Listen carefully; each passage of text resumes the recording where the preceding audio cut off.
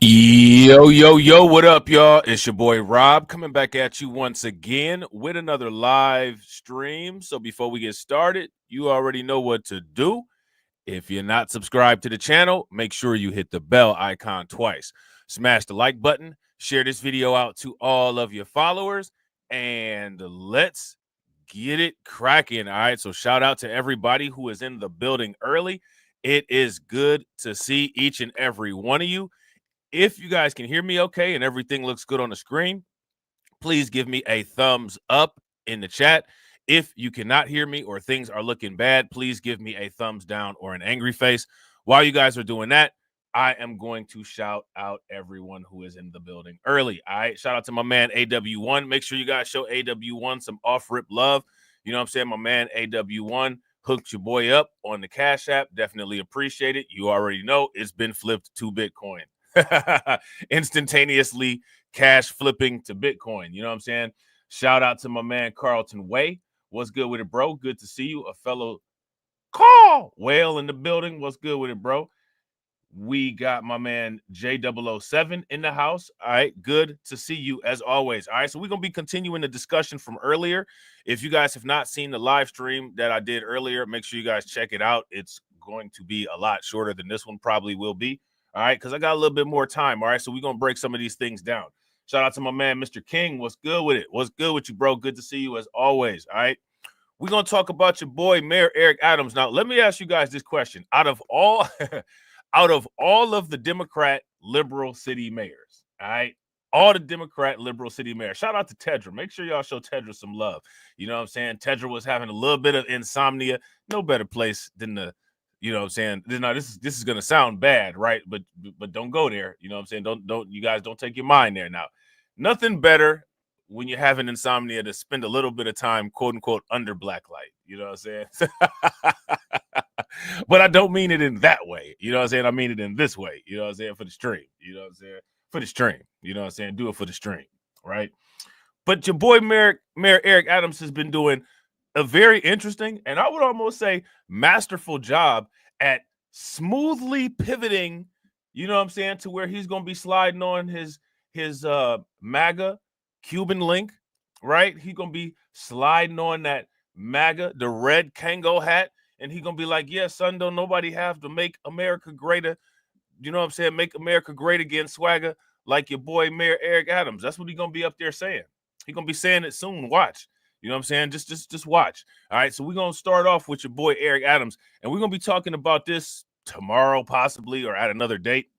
But some more of Eric Adams' people have gone down. They've gone down in flames. I don't know if you guys heard, but there's a top cop in New York City who recently resigned as a result of some, as Eric Adams said, concerning sexual weirdness allegations. All right. But before we get into that, we're going to take a look at this exclusive interview that Eric Adams did on, as he said, his favorite news network, Fox.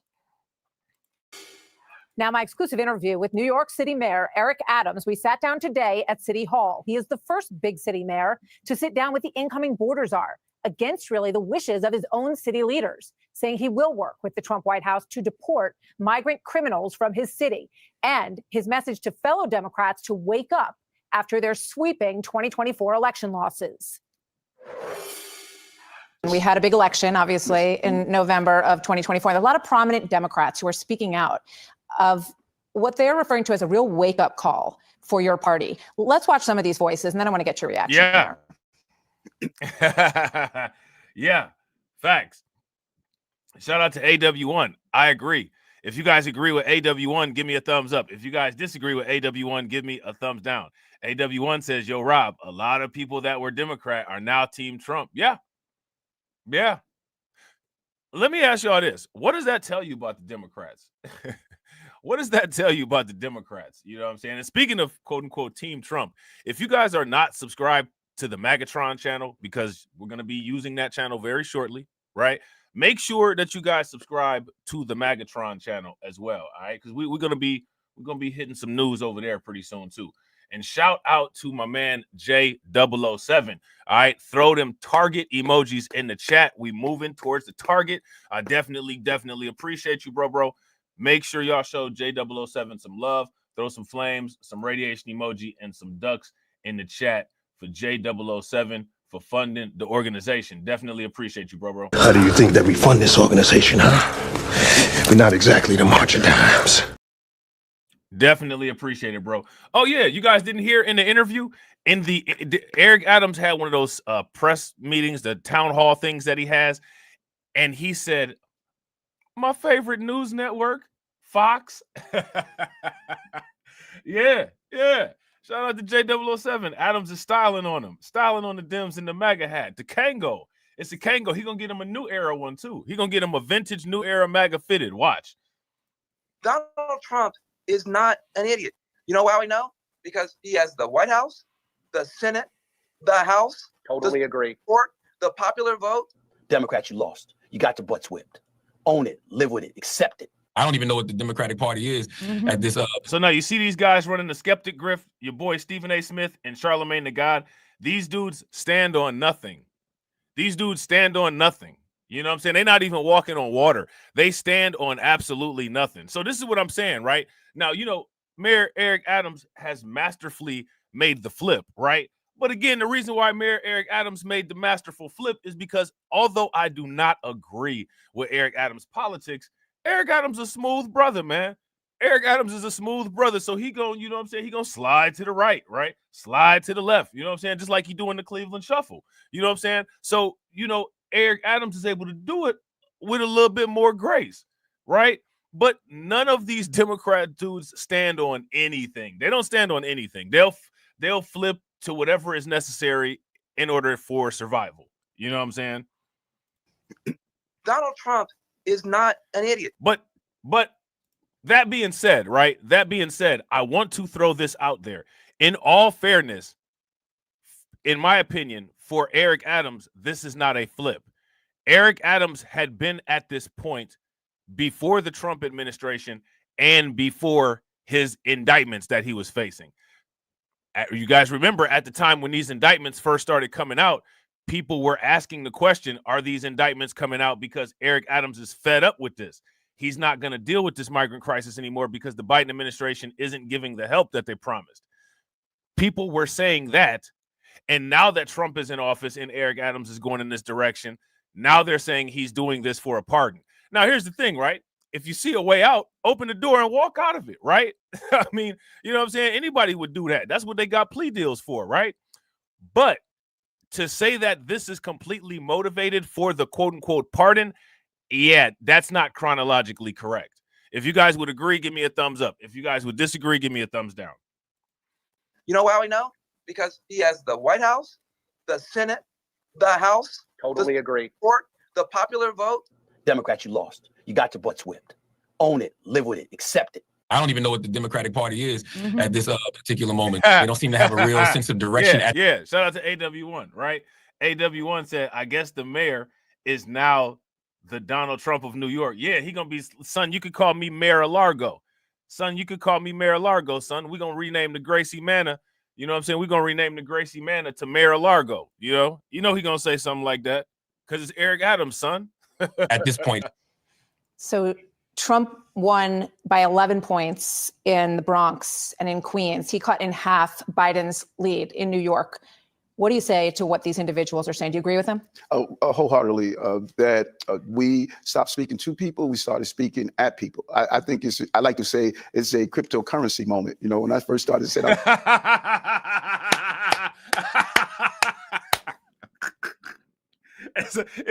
hey, of course, it's a cryptocurrency moment, son. That's exactly what it is. You know what I'm saying?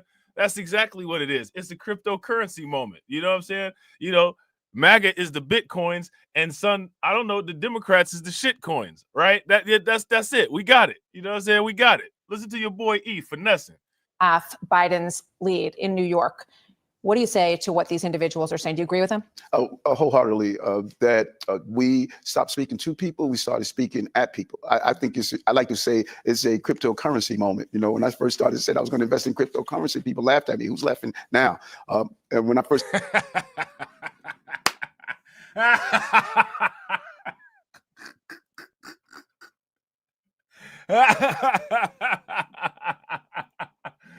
Oh man, listen, you remember when I got my Bitcoin, son? Huh? You remember when I got my Bitcoins, B? They was laughing at me. I wish you had a wish you got yours in Bitcoins.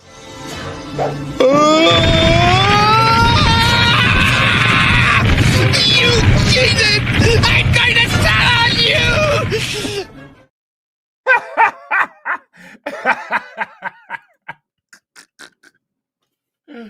Oh man, look, shout out to my man AW1. You know what I'm saying? Your boy AW1 just got your boy on Cash App. You know the Bitcoin flips come on Cash App. You know what I'm saying? And they was laughing at me. See, shout out to my man AW1. Shout out to Carlton. They was laughing at me when I got my Bitcoins. They was laughing when I got my Bitcoins. You know what I'm saying? just got elected in 2022, I told the party it's public safety. People are tired of the revolving door where people are constantly committing violent crimes and back on our streets. We ignored it. I talked about the affordability issue. I talked about the migrants and asylum seeker issue. I mean, Iowa caucus showed that is one of the top issues. Not hearing the people and you engaging in dialogue while individuals are fearful of affordability, losing their homes, the future of their children, and you having these intellectual conversations, and people are like saying, "What?" Shout out to my man AW1. My man AW1 says, "Rob, you are winning, man." Yo, listen, bro, I'm trying to, but I'm gonna tell you what though, when that grand victory come, you know what I'm saying? When we get that finals trophy, y'all gonna know. Y'all gonna know when we get that finals trophy. The hell are you talking about? I'm hurting, and you asking, is Donald Trump Hitler or not? It's just not talking to the real needs of people. So you have been strong on those issues. As I look back at the things that you were saying. And shout out to everyone watching. I appreciate you all. If you all have not smashed that like button yet, please do me a favor. Take a moment, smash that like button. Also, if you have not hit the bell and subscribe to the channel, please take a moment, hit the bell, subscribe to the channel, and also please share the stream to your social media. Saying over the years, obviously you spent decades as a New York City police officer, but when you came into office, you were asked on ABC if you were concerned that being a sanctuary city was going to create a magnet to New York. And here's what you said. Not at all. This city has always been a sanctuary city, and we've always managed those who wanted to come to New York City to pursue the American dream. But now, you know, people see Tren De Aragua in Times Square. They see gang members and criminals who are getting arrested and getting released, put back out on the street. $6.6 billion on migrants in New York City. Now, let me ask you guys this question. How would you respond to that clip? I want to know how you guys would respond to that clip. If you were in that interview and she asked you, you know, you said that New York would not be a magnet to the migrant crisis with a sanctuary city status, right? And then she brings these clips and this information up. How would you all have responded to that? Let me know what you all would have said. People complain that the city is dirty. What do you say to those who say that your turn on this, and you're sitting down with Tom Homan last week and talking about making us safer? Shout out to Shamika. What's good with it, Shamika? Welcome to the stream. And I agree. Shout out to AW1. I agree 100%. AW1 says, "Oh, Rob, this dude is all about himself and no one else." Oh, absolutely. Absolutely. If you guys agree with AW1, give me a thumbs up. If you guys disagree, give me a thumbs down. And shout out to Sybil. What's good with it, Sybil? Good to see you. For New York came too late. Well, and this is why this is so important, to be able to not have a bumper sticker understanding of a policy and a person's belief, but engaging in real conversations, which we don't do that much often anymore. Sanctuary city is totally different from a man-made crisis that we saw. This is what sanctuary city states. If you're in this city and you are paying taxes, buy a loaf of bread, you pay taxes, those are your tax dollars. You have a right to the services of the city. You have a right to the police officers. You should not be fearful. Eric Adams messed up this question. He messed up this question bad because he's not addressing the information that she put in front of him, right? This is a deflection, right? So how he should have handled that question when she asked, would this be a magnet, right? What he should say is, under normal circumstances, the migrant influx that we had in New York City was under control for the most part. When you start to see things get out of control is when you see the abnormal bump in migrants from the New York City. Now, which border is New York City the closest to? Is New York City the closest to the southern border, or is New York City the closest from the northern border, right? New York City is closest from the southern border. Why is it that so many migrants with a southern entry point, how did they get to New York City? One could say that the migrant crisis was accelerated based on politicization by right-leaning states. Once the migrant crisis was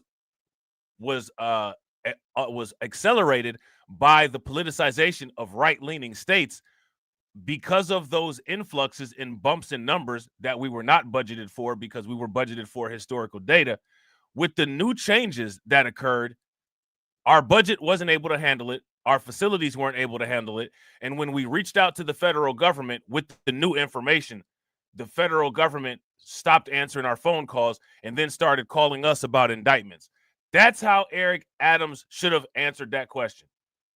What do you guys think about that answer? If you guys would agree that that's a good answer, that would have been interesting. I would have liked to see what she had to say back to that.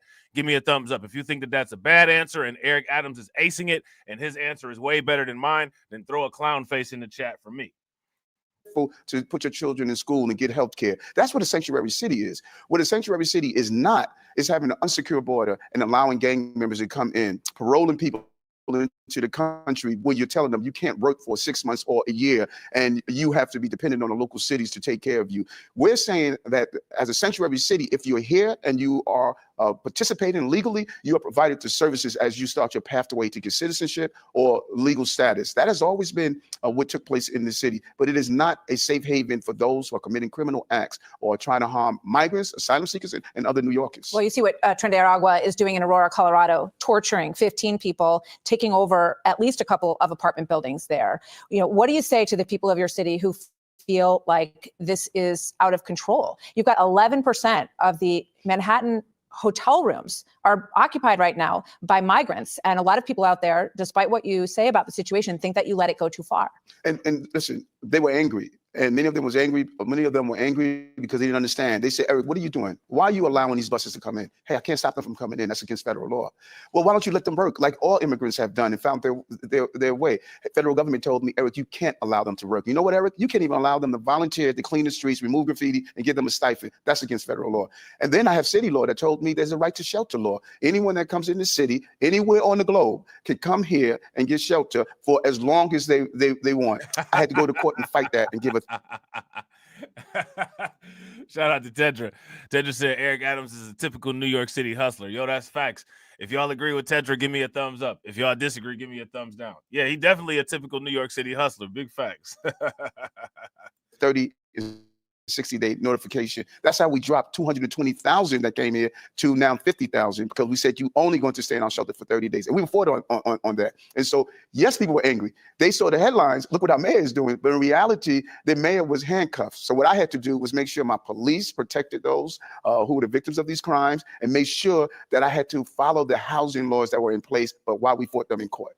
So you have butted heads with your city council a lot on the things that you wanted to change. Their chamber is right down the hall here. You must run into each other all the time in these halls. Other mayors are taking a different tack. Brandon Johnson in Chicago and the mayor of Boston saying, we will not bend or break to the Trump mass deportation rule. Now, let me ask you guys this question. Isn't everybody proud of Brandon Johnson? Look at Brandon Johnson. Everybody proud of Brandon Johnson? Look at Michelle Wu. You know what I'm saying? Shout out to the Wu-Tang Clan. Wu-Tang Killer B right there, right? Wu-Tang Killer B, right? Everybody proud of the Wu-Tang Killer B right there, right? We're going to talk about these two later. So keep them on your palate. This is what people in the city council meeting, these are residents in Chicago. Here's what they're saying about their mayor's stance on this. Watch this. You caused all this money to go to illegal immigrants. We want a Now, I got to ask y'all, man, and I've said this before. How many of you all think that these Chicago flips red people, they getting a paycheck from the same people, the critical race theory Karens? Yeah, you ask me, like a lot of these folks, I don't know, man. I think that, you know what I'm saying, they're getting a check somewhere. This Chicago flips red. Now, mind you, I'm sure they got gripes in Chicago, and I'm sure, you know, the people of Chicago are not happy. But this Chicago flips red stuff, I don't know, man. They a little bit unnaturally organized. They kind of show up unnaturally at the right places at the right time. You don't really see this too often.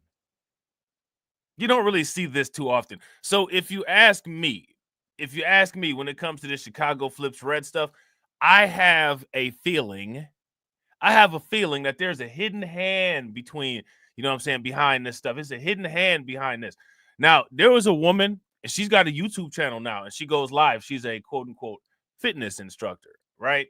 She's been featured on Fox News a couple of times, you know, and if she, would like to, you know what I'm saying, she's definitely able to come talk to us. You know what I'm saying? She could come and talk to us.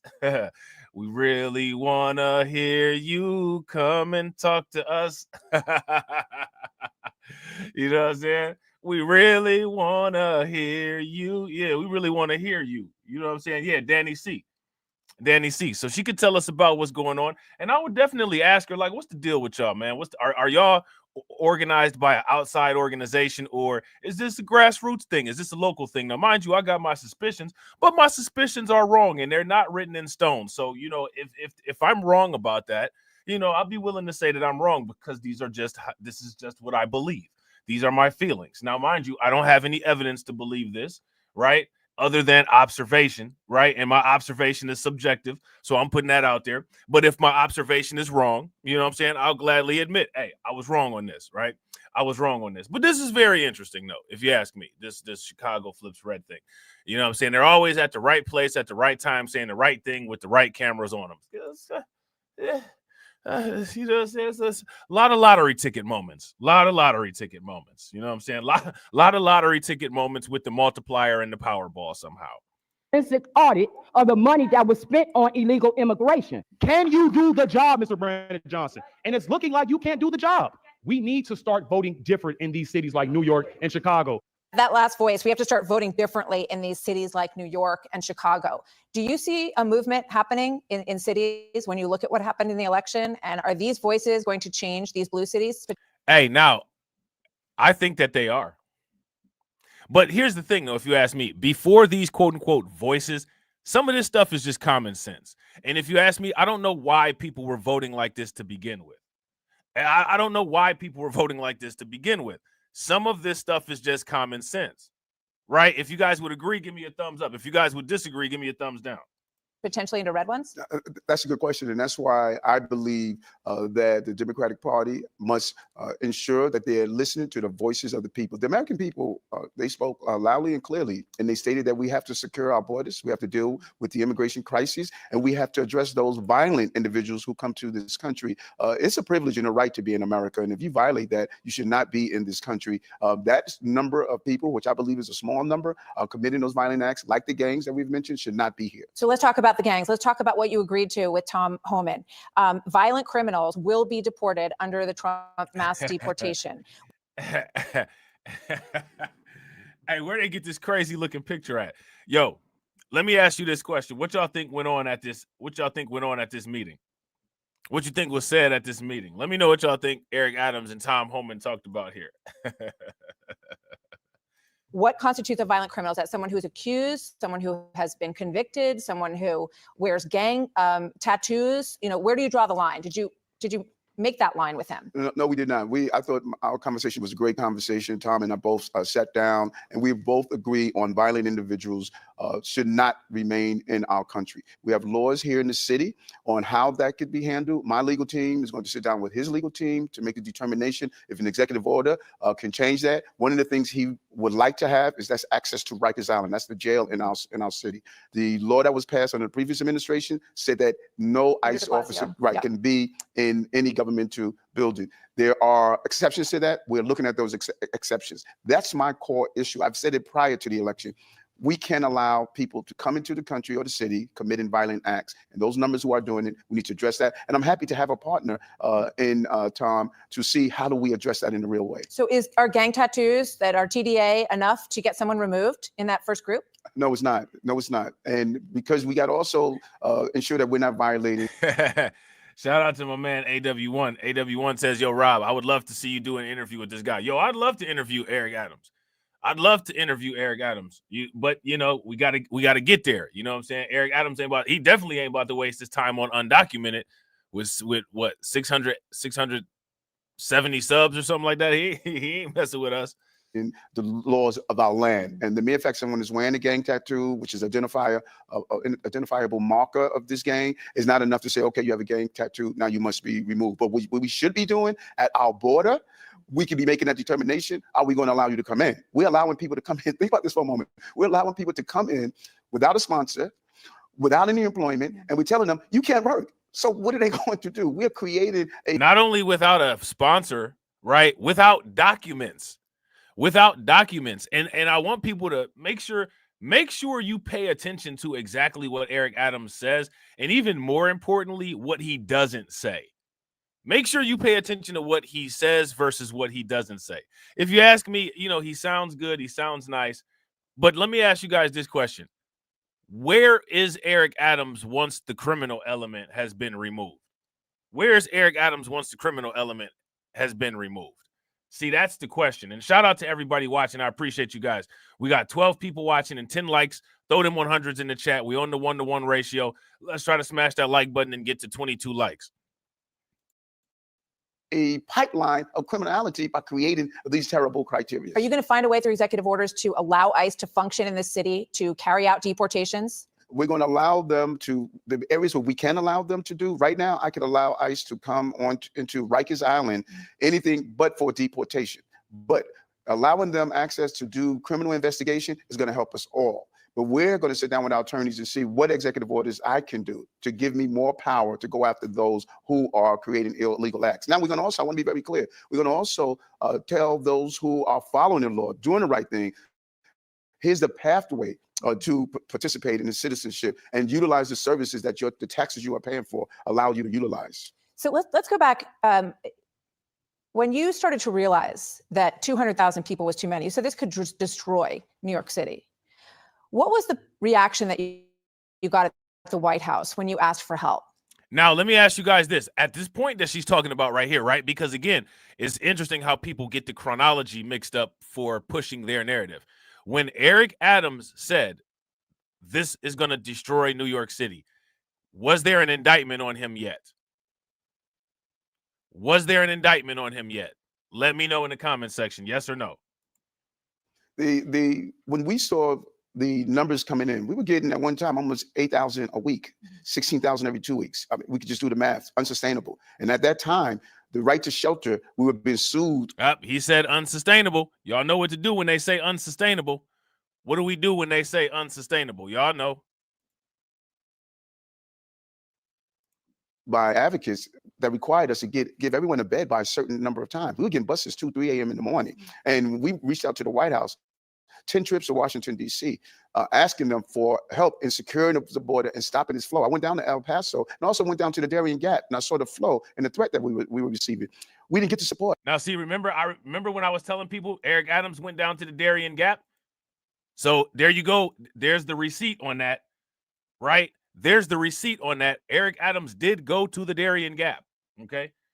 Shout out to AW1. AW1 said, yo, Rob, have you seen all of the Democrat crash outs that are still happening? I told you. Shout out to BLR2. BLR2 will be back.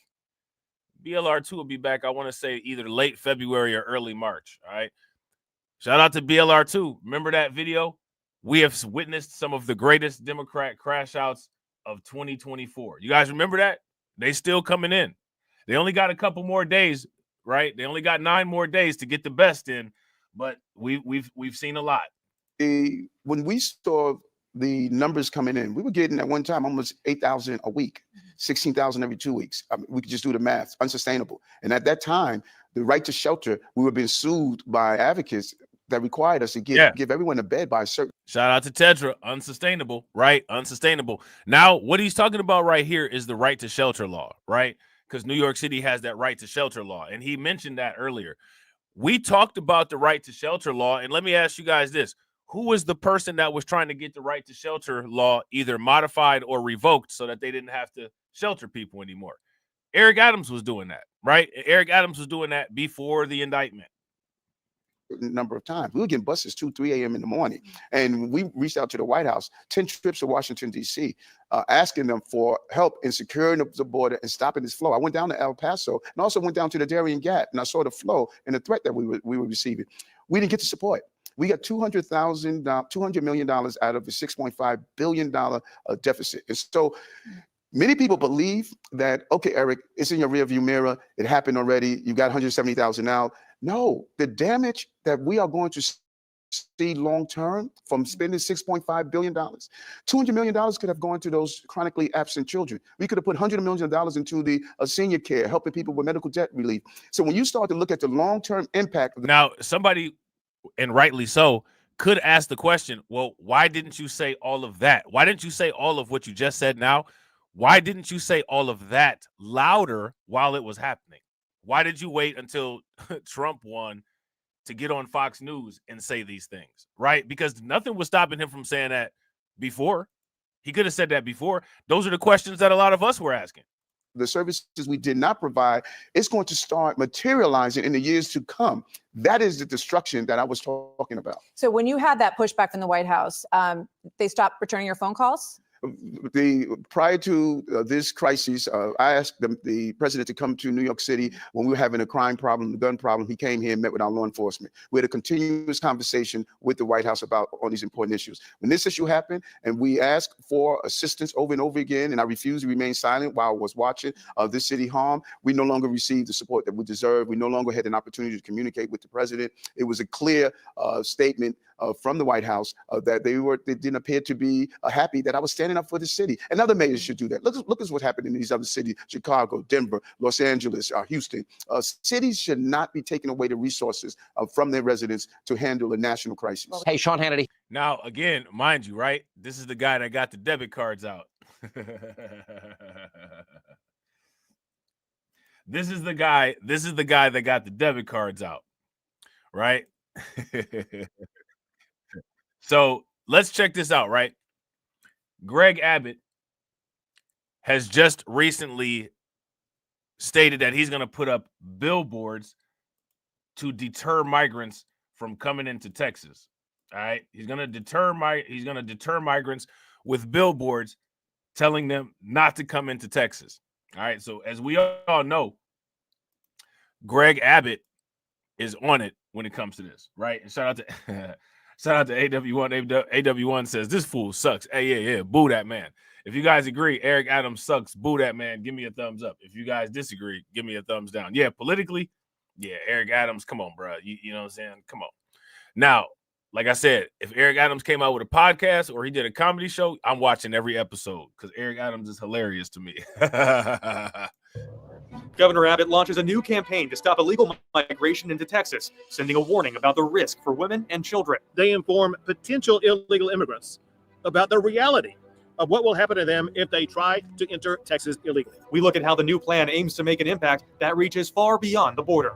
A Texas teacher leaves the profession after a scary moment in her classroom. I was crying, went to the associate principal, and I told her, I said, I'm done. I'm resigning. I'm not doing this. I'm not taking this anymore. Our investigation digs into data on assaults of Texas school employees and what happens after teachers get hurt in the classroom. A battle brewing over butterflies. I love the monarchs, but we've got to come up with a different plan. This is just absolutely too much. The monarch population is dropping, but there's backlash over plans to protect the species. Produced from the Capitol in Austin and airing statewide. This is the award. Shout out to Satra. What's good with it? Award-winning State of Texas. Hello, and thank you for joining us. I'm Dylan McKim. Governor Greg Abbott announced the newest campaign to deter migrants from illegally crossing the border into Texas. The state is placing dozens of billboards in Central America and Mexico to discourage potential migrants from making the trek north. Oh, okay. So I didn't know this. They're putting these billboards down in Central America and they're putting these billboards in Mexico. Let me ask you guys this. How many people do you all think that these billboards will deter? Let me know in the comment section with a number. Some of the messaging highlights what one expert says is an unspoken sexual assault crisis at the border. Marine barriers, razor wire, and boots on the ground. Now you can add billboards as the latest strategy to deter illegal crossings at the Texas-Mexico border. They inform potential illegal immigrants about the reality of what will happen to them if they try to enter Texas illegally. These billboards tell people they will be jailed and deported if they try illegally crossing, but others have messages that touch on the sexual assault. Shout out to Tedra. Tedra said, I've always thought Eric Adams was about the money. He could care less who was in the city. He got upset because the federal government didn't give him the money he was expecting. Yeah, because he was trying to buy Bitcoin while it was down. He just like everybody else out here. He's trying to do the same thing I'm trying to do, buy Bitcoin. You know what I'm saying? Shout out to J007. J007 said 0%. Yeah, I don't think this is going to stop anybody. Dangers. Another sign says... Now, let me ask you guys this question. We know that a lot of the migrants speak Spanish, right? We know a lot of the migrants speak Spanish. But here goes my question. How many of you all have an estimate on how many migrants can actually read Spanish? We don't know the literacy rate of the migrants. Just because somebody can speak a language doesn't necessarily mean that they can read it. So we don't know if a lot of these people can even read these signs, right? Your wife and daughter will pay for their trip with their bodies. The Texas Association Against Sexual Assault CEO Rose Luna said there is an unspoken sexual assault crisis on the Texas border, impacting migrant women and children. She reflected on some of the horror stories she has heard from survivors. One of them said the very violence they were trying to escape is the violence that they experienced on the journey here. Kim Wall, a rancher at Eagle Pass, said she has seen that violence firsthand on her land. She spoke standing next to the ashes of multiple trees she and her husband burned down. They're being called rape trees, where migrant women are being assaulted by human traffickers. We've had several rape trees and lots of women that have been found beaten and raped in front of our house, left to die. Hey, grape trees is crazy. Grape trees is crazy. How many of you all have heard that term, quote unquote, grape trees? Have you guys heard that? That's wild. And drainage ditches. Governor Abbott says he hopes the messaging will prevent any uptick in illegal crossings in the final month before President Trump takes office. Governor Abbott said the billboards will cost the state roughly $100,000. The messages are printed in Spanish, Mandarin, Arabic, and Russian. We want to go a little deeper into the plan and some of the information that came out of the governor's news conference along the border.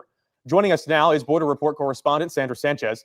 Sandra, you covered this event. We heard the governor refer to what he called rape trees along the southern border. We've heard this term a lot, especially from Republican lawmakers. You've reported on the prevalence of this term. What can you tell us about what you've learned in your reporting?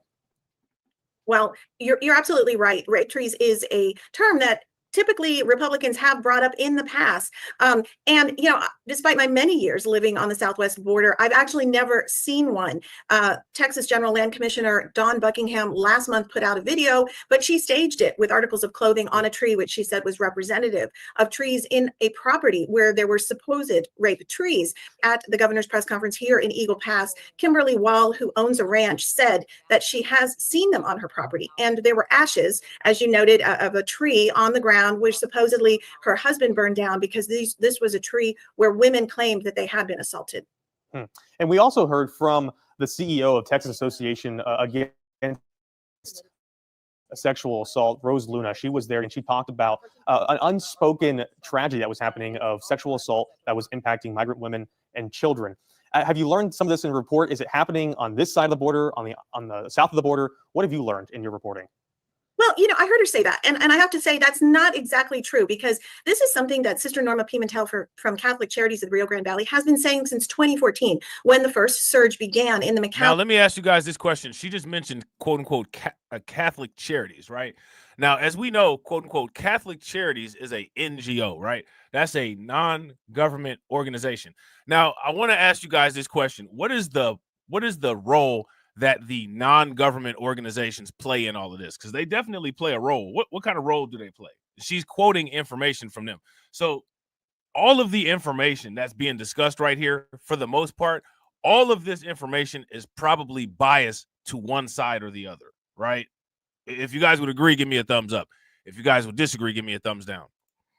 area, she told me back then that 3 out of every 4 women face some kind of assault. 11-year-olds are coming across the border with the morning after pill tucked into their bras, and they're told you might have to use this. So this has gone back. Where are they getting this from? This morning after pill? I don't, let's, whoa, back that up. Somebody's giving these people the morning after pill and saying that they might have to use that. Let me ask you guys this question. And shout out to the women in here that are watching, right? If you went somewhere and before admission, someone said, hey, something might happen to you and you might have to use this body grenade, are you going to continue to go ahead and do that? Or are you going to say, I don't know, that's a little bit too much for me. I don't want to have the body grenade. I don't want to have to drop the body grenade. I don't want to do that. That's a little bit too much. That's a little bit too risky for me. I think that most people probably not do that. Well, I heard her say that. And I have to say that's not exactly true, because this is something that Sister Norma Pimentel from Catholic Charities of the Rio Grande Valley has been saying since 2014, when the first surge began in the McAllen area. She told me back then that 3 out of every 4 women face some kind of assault. 11-year-olds are coming across the border with the morning after pill tucked into their bras, and they're told you might have to use this. 11-year-olds, they're giving these pills specifically to 11-year-olds. Now, let me ask you guys this. If they're giving these pills specifically to 11-year-olds, right? They're not giving these pills to everybody. To 11-year-olds is what was mentioned here, right? That means that they somewhat have an idea of the age range of people being targeted. They don't think that when these people get into the United States, they're going to target people of those age ranges as well. And let me ask you guys this. People don't see that as a problem. They don't see it as a problem. And they don't say, well, maybe we need to pay close attention and provide special care or special attention to individuals of that age. Yeah, exactly. Right. Shout out to Tedra. Who's sending their 11-year-old into that situation? Well, as we've seen, they'll send a 4-year-old into that situation. Right. We saw the videos where they sent the 4-year-olds into that situation. So this has gone back a decade, and this is known. Now, there are people like Sister Norma that the migrants trust to tell their story. In November, there was a hearing in Congress. Yeah. Shout out to Sybil. Sybil says many have been busted for child SA. Yeah, absolutely. Facts. If you guys agree with Sybil, give me a thumbs up. If you guys disagree, give me a thumbs down. Yeah, that's facts. An expert on this topic said that 5-year-olds are being assaulted and that they are leaving their passports on the ground, paperwork on the ground. This is something that has always gone on. It's part of the tactic. It's like kidnapping. The coyotes, the smugglers, the drug cartels that run these human trafficking operations will assault the women, hold them captive in other places, tell the family members, if you want to see your loved one again, you need to pay me $1,500 more, $2,000 more. And they just keep using that. Yeah, the governor really had a message to say that, hey, to anyone who's thinking about making the trek up north, it's a dangerous trek. And when you get here, you will be jailed. You will be deported back to your home country. What's been the response to the governor's message? Yeah, I reached out to some Democratic lawmakers. It's unclear exactly what this campaign, what kind of impact this particular campaign will have. 40 billboards along the border, 3 countries, Honduras, Guatemala, El Salvador, and plus Mexico. It's uncertain exactly. He's been saying this for years, and people yet still keep coming. In fact, we saw numbers last night that are just recently released by the U.S. Customs and Border Protection that showed an uptick in the number of encounters for November, a double number of encounters for both the Rio Grande Valley sector and the Del Rio sector. Now, let me ask you guys this question. Why do you think that the number is increasing? I think we got a pretty good idea of why the number is increasing, but let me know what's on you guys' mind. Why do you think that this number is increasing? Rio sector includes Eagle Pass, where I am right now. The RGV sector had 10,179 encounters in November, only 5,061 in October. So really doubled. That's about 330 encounters a day in the RGV sector. We had been looking at 120 to 150 encounters just a couple months ago daily. So the numbers are going up. I think people are definitely fearful that when President-elect Donald Trump takes office, the border will be completely closed and that they are making a last-ditch effort to get up here. It was about this time last year that we saw a big surge of migrants coming up to the southern border, and it put a strain on a lot of our border communities here in Texas. Now, how are our border communities here handling migrants that are coming now? I have to say, border communities along the South Texas border have always been welcoming to the migrants. And a great majority of the migrants, they don't stay in these border communities. They go, the real border is considered north of the checkpoint. From McAllen, the checkpoint north is Falfurrias, a very small town. That's the real border for most people. And it's the towns in between the buffer zone that the migrants live. It's mostly mixed families. I'm sorry, that there are many mixed families, but the great majority of the migrants that cross the border have destinations further north, Houston, Chicago, New York City. They are in Washington, D.C. area. They don't intend to really stay here. Border communities here have adjusted with healthcare services, law enforcement service. So again, what that says and what that shows is that they're coming with a plan. And this is something that we've always said. Is how and this is always how it's been here. I think the surprise to many people is the influx of people north in New York City and Chicago areas. That really happened when Governor Abbott began busing people there to Colorado. Then people started to really open their eyes and say, wow, now, do you see what she just said? Now take it back, right? In the Eric Adams interview, remember when that interviewer asked him that particular question and I said that's how he should have handled that question? See, she brought that up. They'd have been able to use this news clip as a receipt. All the people coming. But border communities here have always taken care of them. Sandra Sanchez with the Border Report. Thank you so much for your insight. Thank you. All right, so there's that. All right, so there is that. So now, next, what we're going to do is we're going to talk about what's going on in Oklahoma, okay? We're going to talk about what is going on in Oklahoma. How many people recall the local news video from Oklahoma where Oklahoma said that they would be happy to grant access to their prisons? If you guys recall that, give me a thumbs up. If you guys don't recall that, give me a thumbs down.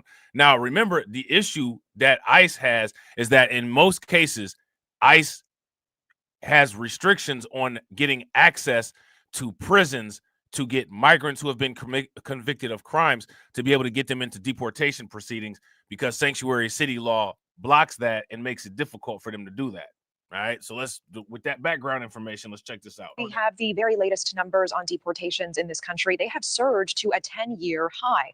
According to ICE's report from fiscal year 2024, more than 271,000 people were deported over 12 months.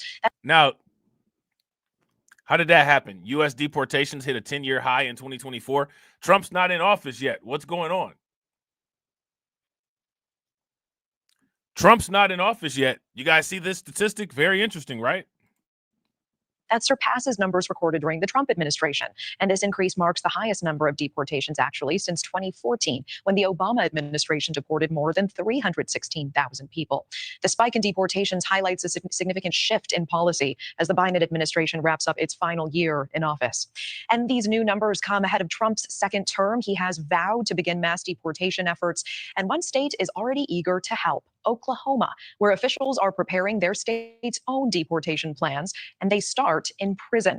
News Nation correspondent Jorge Ventura tracking this. He's live for us in Oklahoma City. Jorge. Shout out to everybody watching. I definitely appreciate you guys. If you all haven't smashed the like button yet, please do me a favor. Take a moment, smash that like button. We got 13 people watching and we got 12 likes. That's great. If that one person that hasn't hit the like button could take a moment, hit that like button. We are at the 1-to-1 ratio. Throw some 100s in the chat. Again, I definitely appreciate you guys.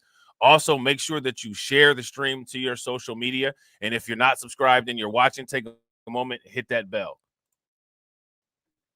Well, Natasha, I was able to speak with Oklahoma Governor Kevin Stitt. He says he wants to stay leading the incoming Trump administration when it comes to mass deportations by creating an operation to target illegal immigrants in the state's prisons.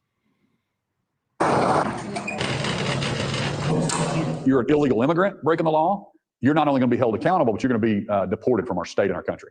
It's the first operation of its kind, dubbed Operation Guardian. Governor Kevin Stitt says his state will have a deportation plan ready for the second Trump administration on day one. Operation Guardian is designed to fast-track the deportation of undocumented immigrants incarcerated in the state's prisons. The goal is to transfer these individuals to ICE custody under the Trump administration. According to the governor's office, there are currently 526 immigrants who enter the U.S. illegally behind bars in Oklahoma, costing the state approximately $32,000 a day in taxpayer funds. These people have committed crimes. They're not only in our country illegally, but they also have committed major crimes. I want to just first make sure that we take care of that population. The governor has appointed Public Safety Commissioner Tim Tipton to lead the operation and create a logistics plan for transferring those flagged for deportation to federal custody. Tipton telling News Nation that the governor will review crimes committed on a case-by-case basis. Has justice been served, or do they need to remain incarcerated in Oklahoma to finish serving out their term because of the type of crime they committed? Then, as soon as that sentence has been served, then have a systematic way to move them out of the country. The commissioner says part of the plan includes cooperation with local law enforcement, ensuring any person in the country illegally who commits a crime is identified and transferred into ICE custody. If you commit a crime, you're Commissioner Tipton tells you right now he is working on those final details on the cooperation between state and local officials and the federal authorities in the incoming Trump administration when it comes to deport illegal immigrants who have committed crimes here in Oklahoma. Governor Stitt is set to receive that final detail on Operation Guardian on January 15th. So in Oklahoma, it's called Operation Guardian. Okay, so we got to make sure that we keep an eye on this Operation Guardian. All right, because this is something that they're going to be doing in Oklahoma, and we're going to track it and see how effective it is. Jorge Ventura in Oklahoma. All right, so there's that. All right, so now next, what we're going to do is we are going to take a look at Massachusetts mayors. All right, we're going to take a look at Massachusetts mayors. Remember Wu-Tang Killer B?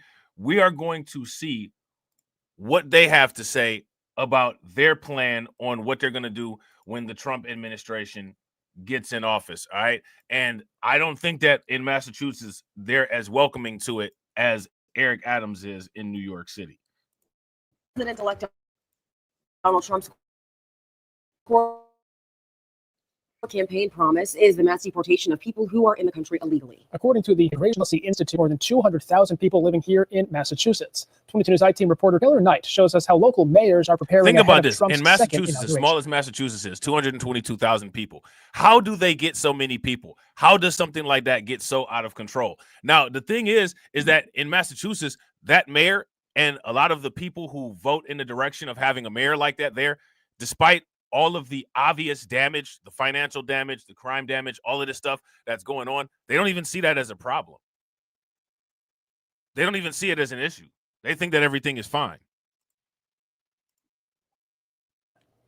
That inauguration happening a month from now. President-elect Donald Trump and his pick for the new White House position of border czar has said that they will need support from local authorities to carry out their immigration plans. It's a very tough thing to do. But you have to have, you have rules, regulations, laws. They came in illegally. Trump renewing his promise to conduct large-scale deportations of undocumented immigrants. Incoming border czar Tom Homan warning local governments not to intervene with the administration's deportation plans. If they cross our line and knowingly harbor and conceal illegal alien, well, I'm going to seek prosecution. Here in Massachusetts, Governor Maura Healey was asked if she would comply if the Trump administration were to try to mobilize the state police to help with deportations. And she said, quote, absolutely not. Something Northampton Mayor Gina Louise Shera agrees with. We will not go out of our way to ask about immigrant status, and we will try and protect people as much as possible. A 2017 state. Now, let me ask you guys this. Why would they not at least be willing to help with the criminals? They should be willing to help with all of it because this is taken away from the resources of their populations, right? But whatever, right? We'll give them that. Why would they not be willing to do this with the criminals? Think about it. They don't do that for American criminals. American criminals, they'll lock you up and tell you how there's no excuse. Supreme Judicial Court ruling prevents Massachusetts police from arresting someone solely based on an immigration detainer. This is because immigration detainers are civil matters. Massachusetts law does not allow police to arrest federal immigration laws without pending criminal charges. We don't do large-scale roundups. Every individual that's here today has come to our attention because they've been arrested by a local municipality for a felony or an egregious crime. Springfield Mayor Dominic Sarno told the 22 News I-Team that he does not want criminals on city streets, regardless of their immigration status. Anybody that's an illegal migrant or illegal coming in that is involved in criminal activities, I'm going to treat them the same as I would the residents or people in the city of Springfield doing criminal activities. Now, that's what people come to the United States for, right? Is to be treated the same as an American. So if you ask me, what's interesting about it is that these people should kind of pay attention to how things are going to change for them when they become an American, right? Because this is how Americans get treated. want them off my streets and out of my neighborhoods. But we're not going to get involved in the mass deportations. In Massachusetts, an influx of migrants has put a strain on the government and the economy. Over the past year, over 10,000 families moved through the emergency shelter system, met undocumented immigrants. This is the state over $1 billion a year. Why is it costing all of these states are in the billions or over the billions as a result of this, and people still, for whatever reason, they still have no idea why this is happening, or so they say. Mayor Sarno is hoping the new administration will help local cities and towns who have been left to front these costs. So there's costs in housing, schooling, and that trickles down to the cities such as Springfield. And we're not getting any relief whatsoever. The federal government created this problem and then completely walked away from it. Trump has said that he plans to begin mass deportations on day one. His inauguration is planned for January 20th. Working for you with the 22 News I-Team, I'm Taylor Knight. President-elect Donald. All right, so there's that, right? That's what's going on in Massachusetts. Now, I don't know if anybody watches the international news, but there's a channel called First Point, all right? And if I'm not mistaken, this channel is a quote-unquote Indian news channel, okay? And they did a small segment where they concentrated on Indian migrants. And what they say in this small segment is that under the Trump administration, 18,000 Indian migrants may be deported. All right, 18,000 Indian migrants may be deported. So let's see what they have to say about that and where they got that number from. We begin in the United States, where President-elect Donald Trump has continued to promise to crack down against illegal immigration on day one of taking office. With Inauguration Day just about a month away, Donald Trump's rhetoric about deporting over 1 million migrants is increasing. This comes after the Immigration and Customs Enforcement, or ICE, released data of the number of illegal migrants who are reportedly being marked for deportation. According to the ICE document, 1.5 million migrants have been identified for deportation, with the highest number of undocumented residents being from Honduras, Guatemala, Mexico, and El Salvador. The list also includes thousands of migrants from Asia, particularly China and India. Now, the United States has about 7 million undocumented migrants living in the country, with the most being from Mexico, followed by El Salvador. Now, what I find interesting is, do you guys see where all of these migrants are coming from? Let me ask you guys this question. How many quote-unquote African countries do you see on here? Let's run this back. How many African countries do you guys see on here? Let me know. Reportedly being marked for deportation. According to the ICE document, 1.5 million migrants have been identified for deportation, what's good with it, bro? With the highest number of undocumented residents being from Honduras, Guatemala, Mexico, and El Salvador. The list also includes thousands of migrants from Asia, particularly China and India. Now, the United States has about 7 million undocumented migrants living in the country, with the most being from Mexico, followed by El Salvador, India, Guatemala, and Honduras. Now, where did they get so many pictures of the quote-unquote African migrants, the quote-unquote Haitians and such? Where do they get these pictures from? Where do they get these images from? And this brings up a lot of questions that I think that people should ask, right? Washington has already begun deporting some of the illegal immigrants, particularly those who have a criminal record or ties to drug cartels. The first thing I thought was, I'm not going to sleep on the floor anymore. I'm not going to be cold anymore. I'm not going to be hungry anymore, and neither are my children. When it sank in that I was landing, that I was in Honduras. When I arrived, I went to my mother's house in Oro, and when I arrived, I sat down and took a deep breath and said I was in Honduras again, and I couldn't believe it. The impact was very strong. It felt like getting hit by a bucket of cold water to realize that I had to start from scratch in a country where I had tried so many times and I could not get off the ground. It was very— Now, this is an Indian channel, right? And as you guys can see, the title of this video is at least 18,000 Indian migrants to be deported by the Trump administration. And who are they interviewing? They're interviewing a Martinez. What do you guys think about that? They weren't able to find Sharma or a Patel to interview. Interesting, right? very suffocating for me. Meanwhile, in an interview with Time magazine last week, Donald Trump said that he would also cut business ties with nations refusing to take back migrants that are going to be deported from the United States. I'll get them into every country, or we won't do business with those countries. I want them out, and the countries have got to take them back. If they don't take them back, we won't do business with those countries, and we will impose substantial tariffs on them. Now the Trump's this is what I'm saying.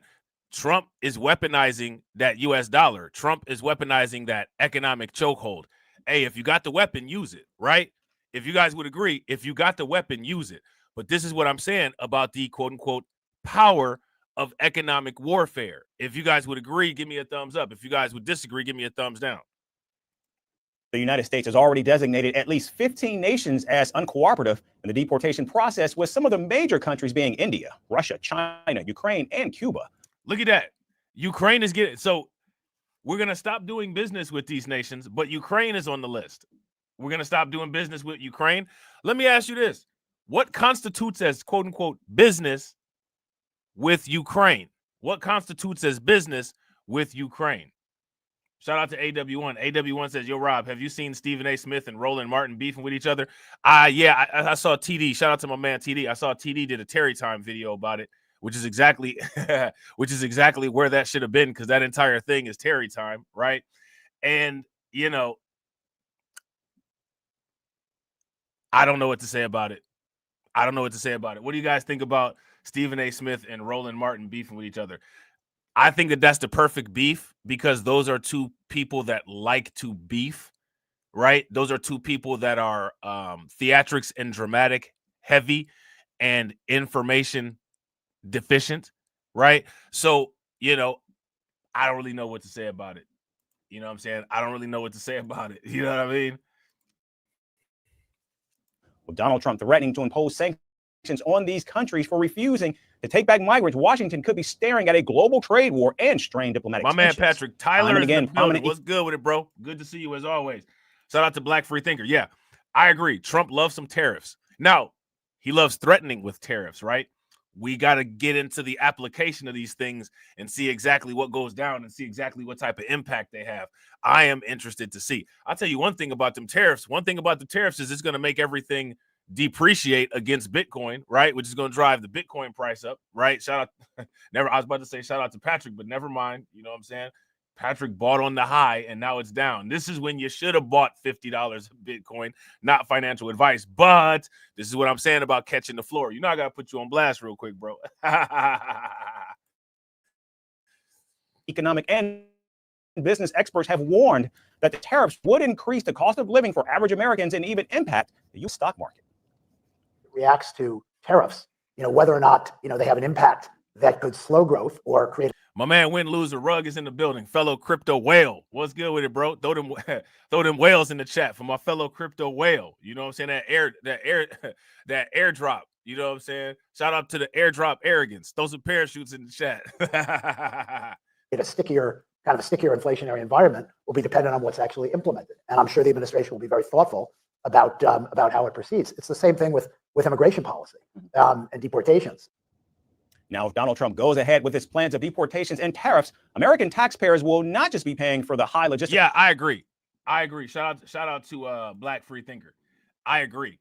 I do that as well, but as you guys know, I have a list of particular tokens that I'm price averse to. I don't really care about the price. Now, mind you, of course, I'm going to prioritize getting it cheaper. But if I can't get it cheaper, I don't look at it as a loss, because I'm really visualizing these particular things long term. Bitcoin, Ethereum, Solana, XRP, right? Those are things that I'm looking at over the long term. And any high percentage backed staking token like Atom, you can, stake that for 14% on Coinbase. When they offered a 20% on Crow. Right now, Capybara on crypto.com, they got it 100% APY. That kind of stuff, right? If you guys would agree, give me a thumbs up. If you guys would disagree, give me a thumbs down. See? I told you. Shout out to AW1. AW1 said, yo, Rob, you were right about Roland being underpaid for what he did for Kamala Harris, for that Kamala Harris interview. Yeah, he was underpaid. I don't like Roland Martin. I don't like his politics. I don't like his personality. I don't like him.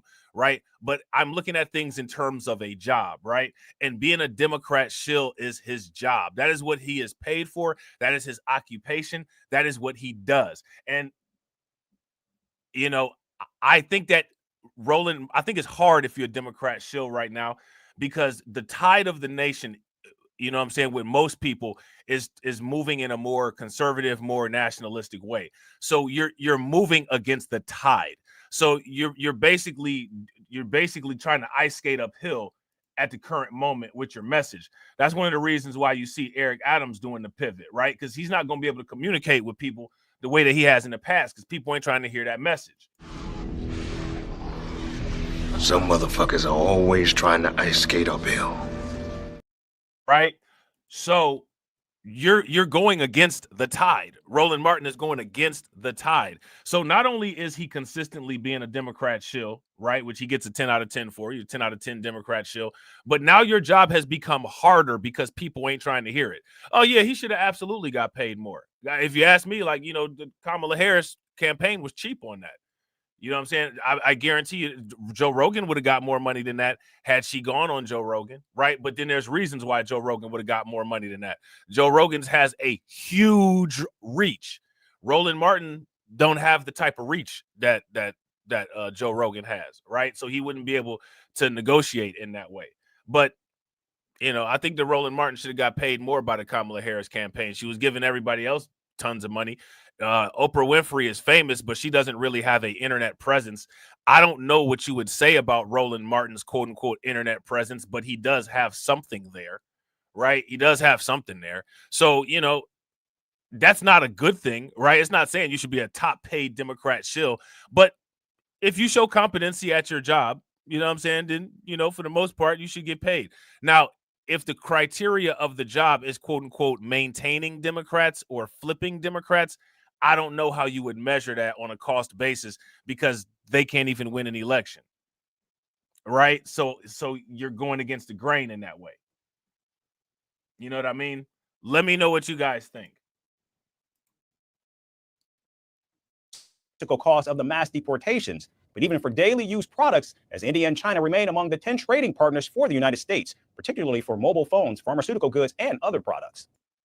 All right, so there we go. There's that. All right, so pretty interesting, right? 13,000 Indian immigrants, right? 13,000 Indian immigrants who were the topic of that video, and not one Indian immigrant shown in the video, and not one Indian immigrant interviewed in the video. Pretty interesting, pretty interesting journalism, right? So now next what we're going to do is we're going to take a look at Fox 26 minus that simp Isaiah and see what they're talking about with this ride along with Border Patrol agents in the Rio Grande Valley. Only on Fox, we get an inside look at how federal agents down on the southern border use their manpower and resources to secure our country. That's right. Fox 26's Jonathan Mejia is joining us live in the studio with his special report. Jonathan. I joined Border Patrol agents on the Rio Grande Valley sector on a ride along. It was a quiet morning until some activity sprung agents into action. It was an early morning wake-up call for Border Patrol agents in the Rio Grande Valley sector. Our ride-along began at 5 a.m. There was a time when the RGV was the busiest sector when it came to migrant apprehensions. Let me ask you guys this question. Why do people roll their R's? Why do they do, if English is your native language and you're not bilingual, right, with English being your first language, why would you roll your R's? Why do people do that? Why do people do that? I don't understand why people do that. Does that make sense to anybody? It doesn't make sense to me. Shout out to everybody watching. We got 18 people watching. I appreciate you guys. And we got 15 likes.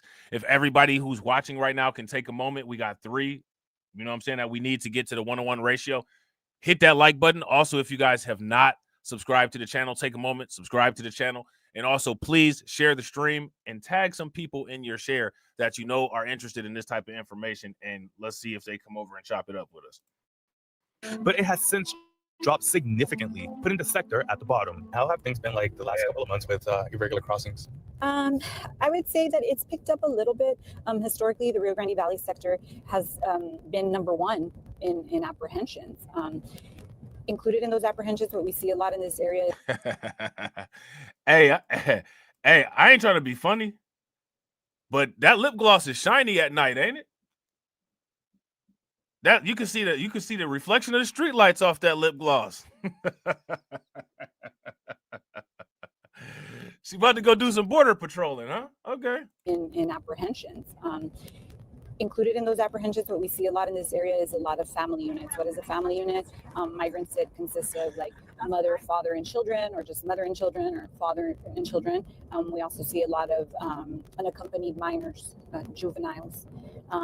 But currently we're number 5, right? So there has been a decrease. The ride along continued as we drove for hours, listening closely to the radio, but still no apprehensions. There's different trends at different times.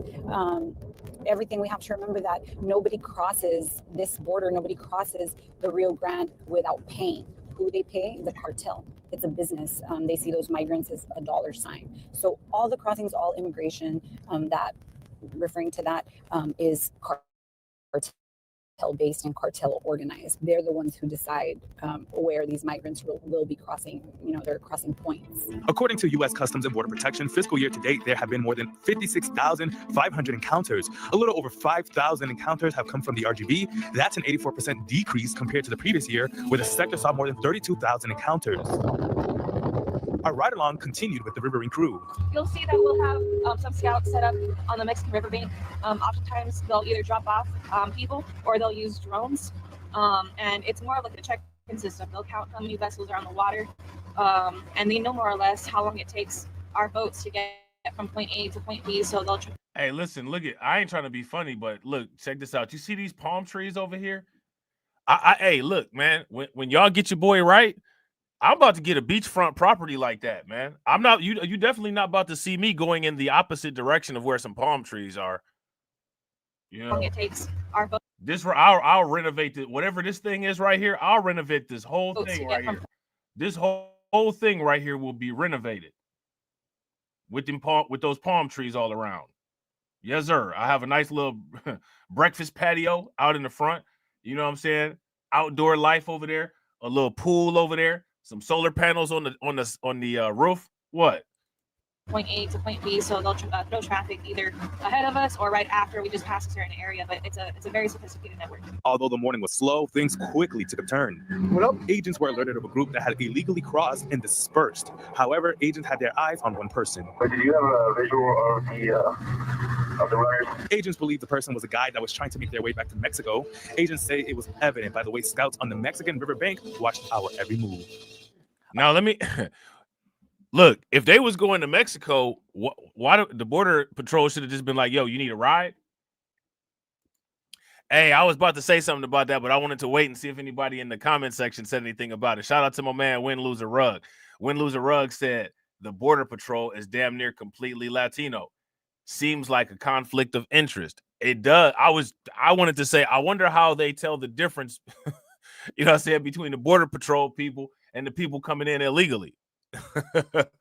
You know, when they talk to the border, to the people that are coming over illegally, you know, they probably not a lick of English gets spoken. And then you got the American news anchors sit up there rolling R's. I have more on my special reports from the border. You can sign up for my weekly newsletter by skipping. Why don't any of the Latino gangs in California call themselves the quote unquote rolling R's? Don't you think that'd be a more appropriate name for them than some of the names that they got, the rolling R's, you know? This QR code or visiting fox26houston.com. For now, reporting live in the studio, Jonathan Mejia, Fox 26 News. Jonathan Mejia. Okay, so that's probably why he rolls his R's, you know, Mejia. You know what I'm saying? Mejia. Now, mind you, I would have said like Magia or something like that, right? But he says Mejia. He says Mejia. Now, we got to bring it back to your boy Eric Adams, right? We got to bring it back to your boy Eric Adams. Eric Adams has been on an interview tour. Like I said, he's been working this pivot. Man, he's been working this pivot. My man Eric Adams putting in work. He's putting in work. You know what I'm saying? He's doing 24 hours a day, 7 days a week on that pivot, man. He's doing a self rebrand, if you ask me. Right? He's doing a self rebrand, and he's all over the place, right? If I'm not mistaken, this is on Bloomberg. He's doing a video. He's doing an interview on Bloomberg about the quote unquote topic of information, the topic of immigration. Fascinating. Start on the topic of immigration in particular. New York City is a sanctuary city. Does that get reversed anytime soon so the NYPD can help deport immigrants? And it is so. Now, let me ask you guys this question. do you all think that Eric Adams will give a definitive, does the sanctuary city status get reversed anytime soon? If you ask me, Eric Adams will not go back on being a sanctuary city. He will not say that he's against the sanctuary city. Anytime he's asked this question, he'll cover up answering this question by saying, we will support the Trump administration in getting violent criminal migrants out of New York. Now, by him answering that question that way, instead of saying yes or no, what that says is sanctuary city status will remain the same. If you guys would agree, give me a thumbs up. If you guys would disagree, give me a thumbs down. Shout out to Win Lose a Rug. Win Lose a Rug says, bro, how do they know the difference? How do they know that's not family? Exactly. That's a great question. What do you guys think? That is a great question. Great question. How do they know the difference? And a lot of those people are, again, undocumented, right? So important, that term has been thrown around without any real understanding and meaning of it. The sanctuary part of it is to state to immigrants, undocumented, and whomever that utilize our services. Have your children educated in schools, call law enforcement if you're a victim of a crime, you have a right for medical care. That is what we believe in. And what the problem... What if the citizens of New York are a victim of the crime of having their resources divvied out to people who criminally came into the United States? Because that's also a victim of a crime, right? Anybody who's got to pay tax dollars in relation to the giant budget deficit gap caused by these cities servicing people who have come into the United States illegally, they are the direct victims of a crime. They are victims of that illegal immigration. They are victims of that illegal border crossing. If you guys would agree, give me a thumbs up. If you guys would disagree, give me a thumbs down. So what about if law enforcement gets called on them? Law enforcement gets called on them, and because of the sanctuary city status, law enforcement can't intervene on citizen victims of illegal border crossing. See how that works? Is that this was in place since Mayor Koch, Mayor Bloomberg, but the changes that were made under the previous administration that prevent law enforcement and any city agency for collaborating with ICE for deportation reason, I just don't believe that. Those who commit serious violent crimes, we should collaborate with ICE to make sure they are not on our streets. So what Eric Adams is saying is that they should collaborate with ICE on the violent criminals. Now, mind you, he's leaving everything else open. He's leaving everything else open. And shout out to everybody else. Speaking of leaving things open, we got, I believe, let me see. We got 2 open spaces to get to that 1-to-1, right? We got 18 people watching. Shout out to y'all. And we got 16 likes. We need 2 people to hit the like button. All right. If everybody's hit the like button already, please share the stream to your social media. Let's try to get that 1-on-1. We've been hitting that 1-on-1 very well. We've been doing great at it. Let's keep it up.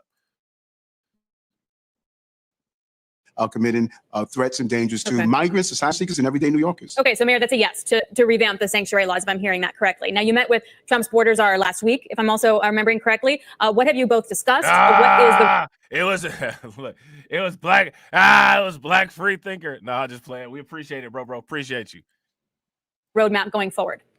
To collaboration. I've stated it from the beginning. I was talking about this even prior to the election. It's about public safety to me. And we're going to sit down with our team and his team and work out the plan of dealing with those who are dangerous and should not be in our city or country. When we talk about, though, the methods that will be used, there was a lot of hay, of course, made about your meeting last week with Tom Homan, the cooperation that you will have to have one way or another with the Trump administration. As you know, Mayor, a lot of the issues with the first Trump administration and the way that they dealt with undocumented immigrants wasn't so much the kicking them out, but it was a lot of the methods used to round them up here. Will you be cooperating on the roundup part of that? Well, I think that the border czar would articulate exactly what their methodologies are and how they're going to operationalize what they want to do. In the city, we're clear. And I want to take all the anxiety away from our migrants, asylum seekers, and undocumented individuals. Continue use the service that your tax dollars are paying for. I am zeroing in on those who are committed repeated violent crimes. I said this over and over again. And let's be clear, the American public have communicated loudly and clearly. We have to fix our border. We have to keep dangerous people out of the country. So I want you guys to pay very close attention to how, shout out to my man Lehman Lucas. What's good with it, bro? I want you guys to pay very close attention to how Eric Adams is riding on that line. You guys see it? Eric Adams is riding on that line. he's not as cooperative with this as people think. Right? Yeah. Right. Look, how do you be politically correct with that? Quote unquote undocumented individuals, bro. That's hilarious. Yo, speaking of undocumented individuals, I got 7 spaces to where I can make some new emoji on this channel because of the members. So shout out to the members. Let me know what kind of new emoji that you guys want. All right. Let me know in the comment section. Shout out to the replay gang, #replay gang. Let me know in the replay under the comment section. If I don't get any ideas, y'all know what it is. It's tyranny time.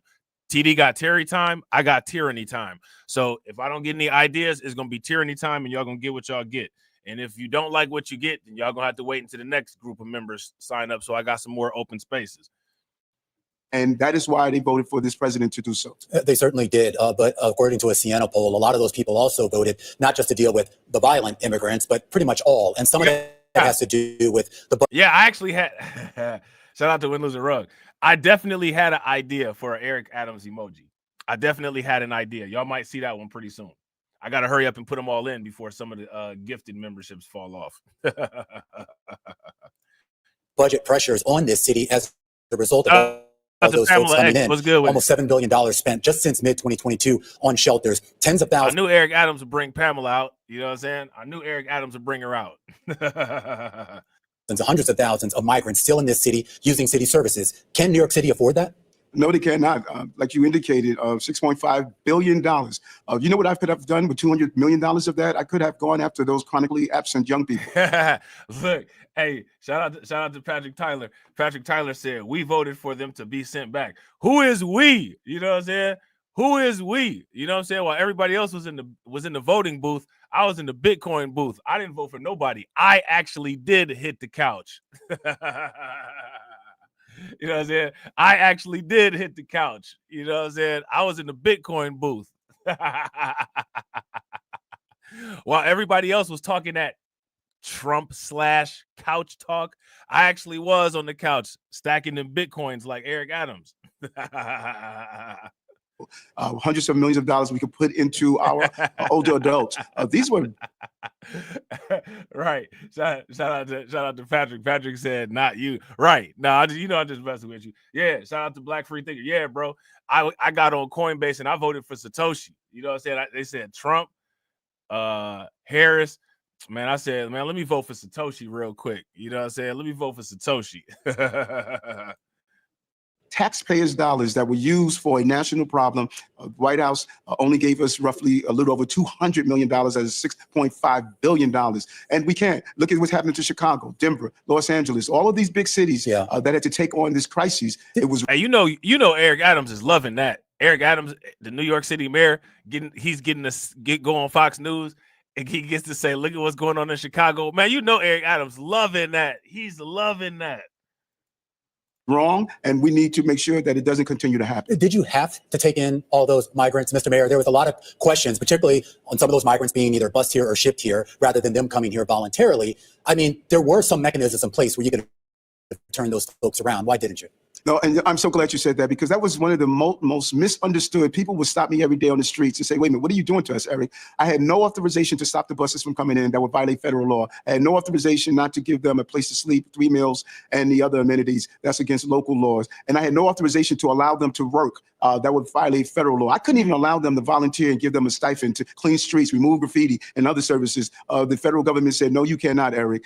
So, no, we did not have any other choice. We were successful, though. Out of those 220,000, 170,000, we were able to allow them to go on their next step of their journey. They're no longer in our care. They're no longer being paid for taxpayers' dollars because we took the right steps. So let me just clarify for a second. So when we were talking about the New York City sanctuary laws, that would be for undocumented criminals, right? But then what about these people that we're talking about who are bussed in, who are still on a New York City payroll? What happens to them?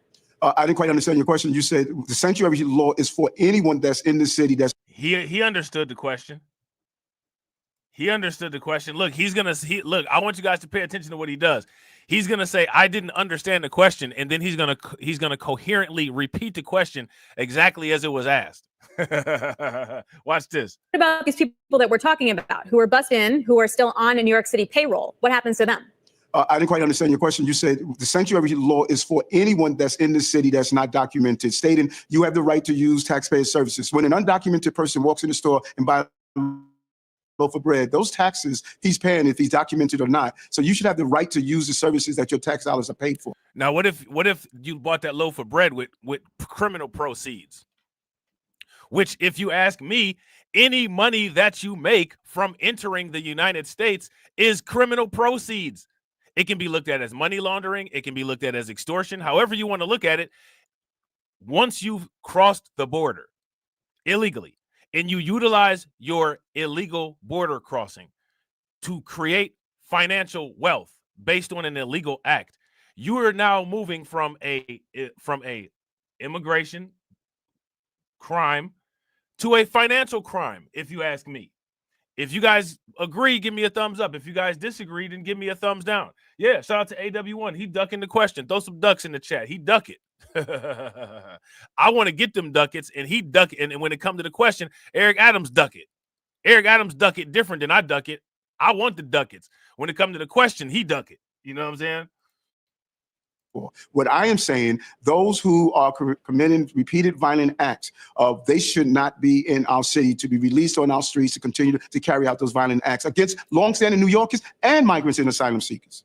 Yeah, I guess my question was distinguishing that versus like the families that I see in the subway who are undocumented but clearly not a harm to society. What are you going to do about them? We want to give them the services they need. But we can't afford it, right? But you just said we can't afford those things. No, we want to give them the services they need and show them the next step on the American journey, like other immigrants. Immigrants have come to this city for hundreds and hundreds of years. I don't care if it's the early Irish that built our subway system, the early Italians, the early Caribbeans. Immigrants have always come to this city, but they found their way. And that's what we did to 170,000 migrants and asylum seekers. The city cannot pick up that tab. We need to put them on a pathway to find their way to pursue the American dream. All right, Mr. Mayor, I do have to ask you about the. Well, if you came here undocumented, right? If you came here undocumented, you came here on a crime to make money off of that crime that you came here on. That's a financial crime. That's facilitation of, you know what I'm saying, a criminal enterprise, right? Shout out to Black Free Thinker. Black Free Thinker says, well, shit, man, the entire U.S. economy is built on laundered criminal proceeds if you think about it. Yeah, not only if you think about it, if you revisit the history books. If you revisit the history books, right? United States was a place where people came to avoid taxation. And they have built a country where they are now excessively taxing people. Federal investigations and the indictment against you. First and foremost, do you plan to follow through on running for re-election? Yes, I am. I made that clear over and over again. People stated, you know, Eric, step down. Those. I don't know, man. I got this feeling. I think that Eric Adams has a chance to win the re-election. I don't know. He might not, right? He might not. But I think I think that if he moves the right way, I think he definitely has a chance to win the re-election, depending on who he's running against. Now,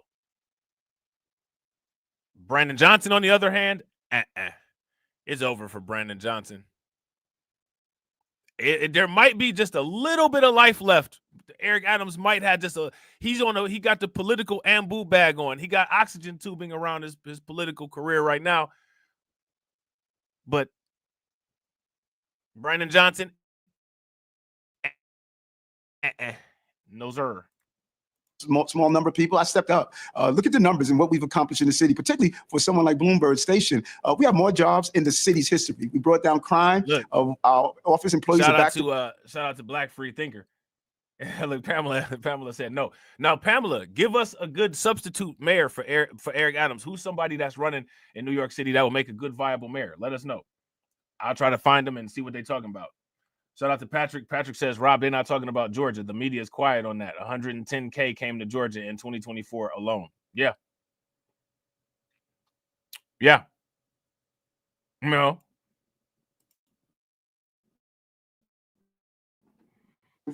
We continue to break records after records. I can do my job. My legal team is going to handle the case. Well, okay, they'll handle the case, but is that not a distraction? And what if you lose the case? Look at the, you said it's not a distraction. Look at the number. People said it was going to be a distraction. I'm moving forward, and I'm going to continue to deliver for the people of the city of New York. We just passed the most comprehensive housing reform in the history of the city. And I'm not going to speculate because I'm not going to lose because I did nothing wrong. I got a great legal team, and they're going to handle the legal proceedings. What does the team around you, I'm not talking about your legal team, what does your administrative team look like right now? You've lost a lot of folks. You had another top advisor, Ingrid Lewis Martin. Shout out to everybody that's watching. I appreciate you guys. Let me see where we at. Try to get this 1-to-1 ratio popping off. We almost there. Let me see. We got 22 people watching. Shout out to the 22 people watching. We appreciate you guys. And we got 17 likes. All right. We need 5 people to hit the like button.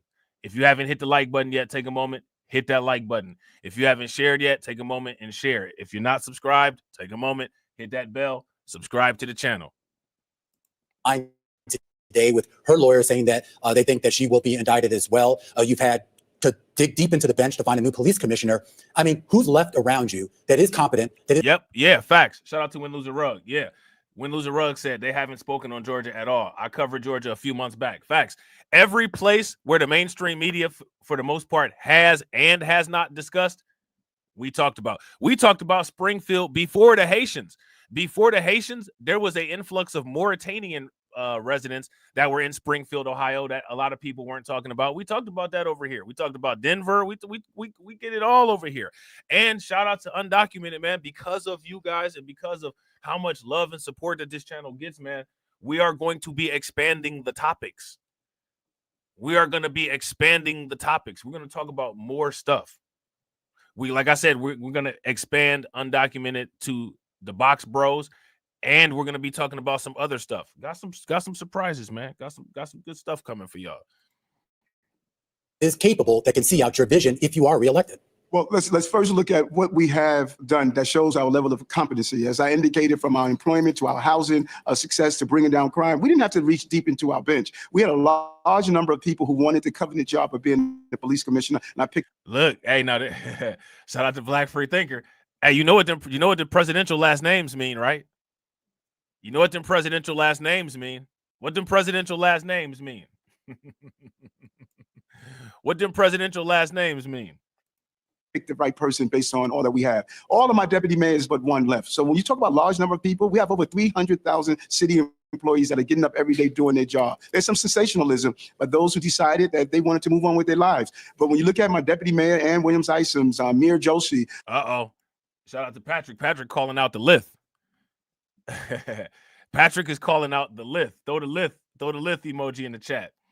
Patrick says, bet Johnson will get most of the black vote. Yeah, that's facts. If you guys agree with Patrick, give me a thumbs up. If you guys disagree, give me a thumbs down. Make sure you guys show Patrick some love. We moving towards that goal. Definitely appreciate you, bro. Make sure you guys show Patrick some love for funding the organization. How do you think that we fund this organization, huh? We're not exactly the marching dimes. Right. The lith.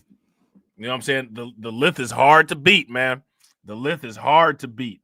The lith might be one of the most destructive, unproductive forces ever to arise on the planet Earth. If you guys would agree, give me a thumbs up. If you guys would disagree, give me a thumbs down. Now, shout out to Patrick, right? Patrick says sad too.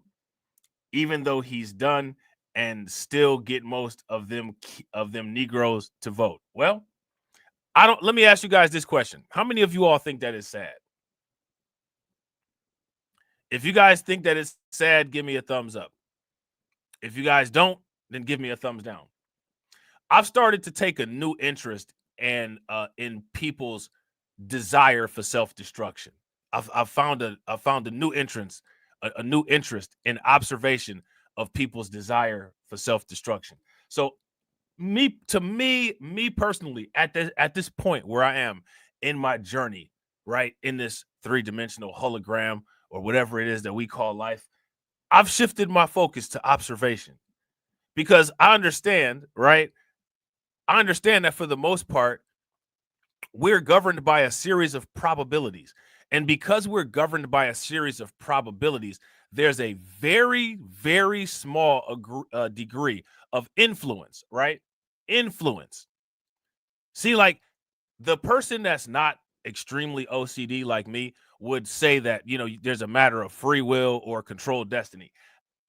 I don't think so. I don't think so.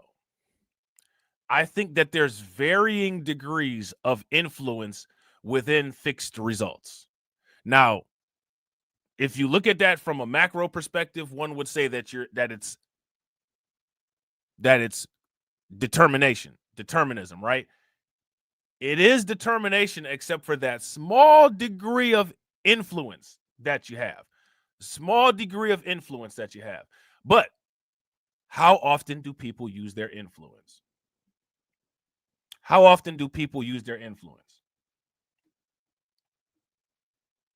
In most cases, people will scorn and chastise other people for not doing the thing that could have been done with the influence that that person has available to them.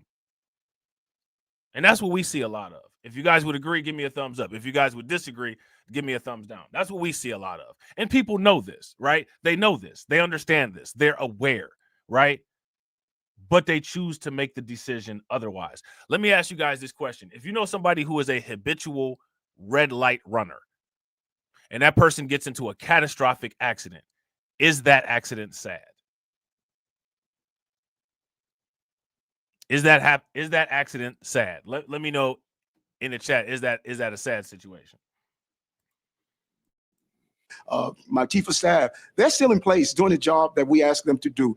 Difficult times come, but what could you do to overcome them and continue to move the city forward? And let's face it, we have been doing just that. Mayor, we heard today from President-elect Donald Trump at a Mar-a-Lago press conference that he would consider potentially giving you a pardon. Can you confirm that your lawyer has been? I would agree. Shout out to Patrick Tyler. No, unfortunately. Now, let me ask you guys this question. If you habitually play political Russian roulette with, instead of only one bullet in the chamber, you have only one chamber open. If one of those chambers happens to discharge, is that bad luck? Is that sad? Why are you even playing that game? You know what I'm saying? Think about that. In contact with the Trump administration on that? No, I cannot confirm that. My lawyer is handling the case. The president also stated that he felt I was unfairly treated.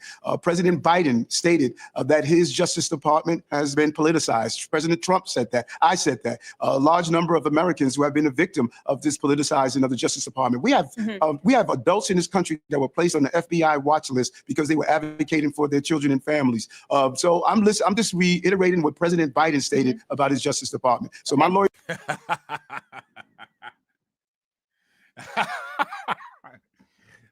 You guys see why I said Eric Adams, flawless pivoting?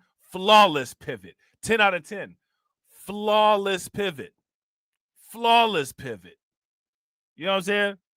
He even said the words of Joe Biden. Flawless pivot. You know what I'm saying? Shout out to Black Free Thinker. Black Free Thinker said, it's sad that you're dumb enough to play that game. Yeah, because I wouldn't. If somebody said, hey, there's only one open chamber and every other chamber has bullets in it, you want to play a game of Russian roulette with me? No, I don't.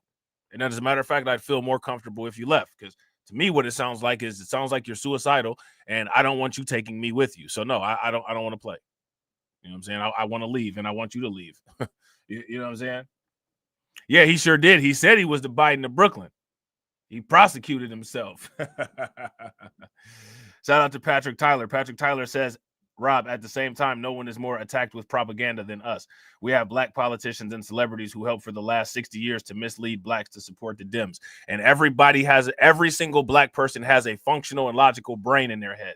Now, if I used a white supremacist talking point like pro-blacks do, right? If I used a pro-black white supremacist talking point, because there's nothing more, pro-blacks love nothing more than to call other people low IQ, because they get that from the white supremacist Bible, the bell curve, right? So if I use the bell curve talking point going in on black people the same way a lot of pro-blacks do, right?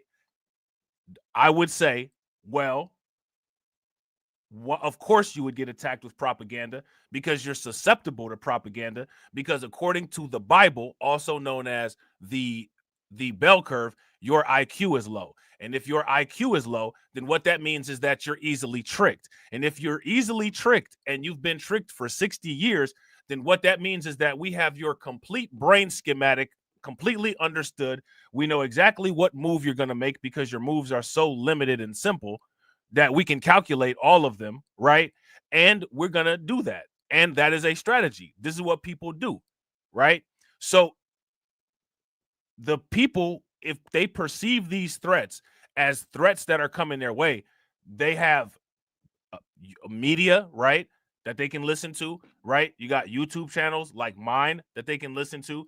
They can do their own research. There's plenty of different vehicles, right? Nobody's sitting there with a gun to anybody's head or a gun with one chamber open and a full chamber of bullets, right?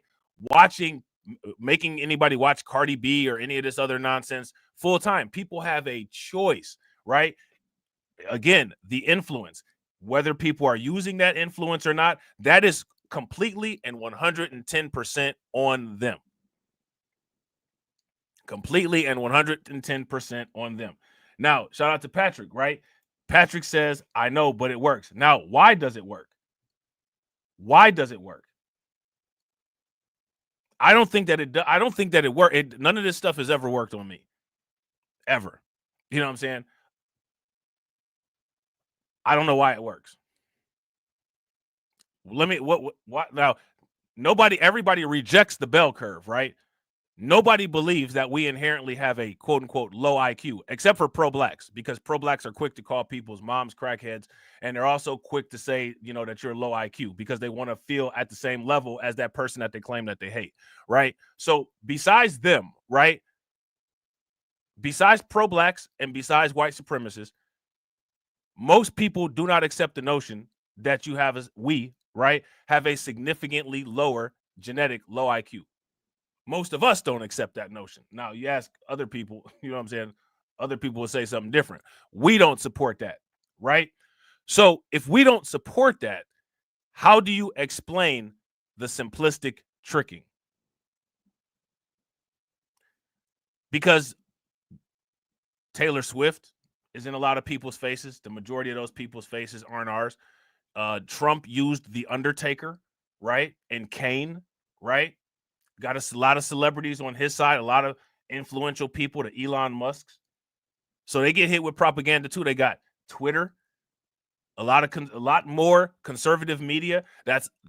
One conservative media by itself engulfs the entire Black content creator section. And when I say the entire Black content creator section, I'm not even talking about what people consider the quote unquote new Black media. I'm talking about all Black content creators, even Black content creators that people may not like Officer Tatum and Greg Foreman and Candace Owens. If you even just put them with us as quote unquote Black content creators, Joe Rogan eclipses the entire sector, even with those people added in.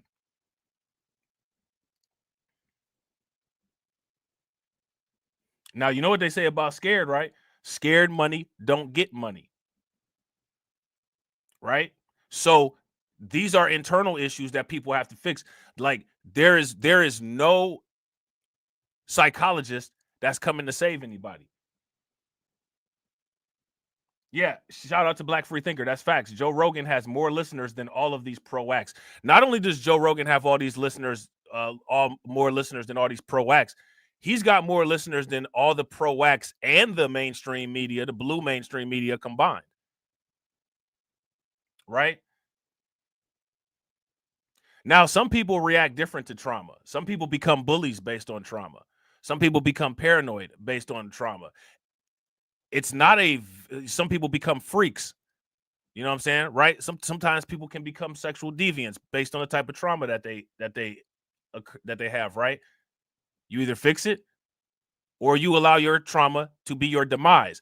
If you can't adjust to your trauma, what that shows is that you're not adaptable. And if you're not adaptable, then you can't evolve.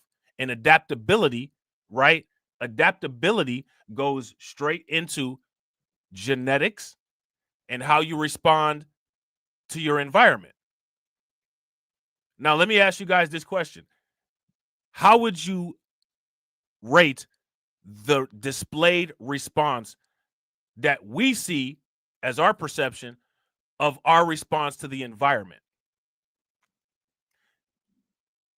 I would like to say something different, right? But if I said something different, I wouldn't be telling the truth. What it seems like is that there's an absolute non-response. I would actually go as far as to say there's a negative response.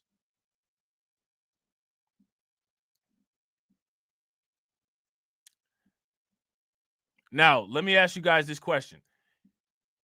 If you are the victim of some type of trauma, unless somebody cares and they witness it and they're kind enough, charitable enough to call 911 or, give you a business card to a good counselor, no one's going to do anything about it, right?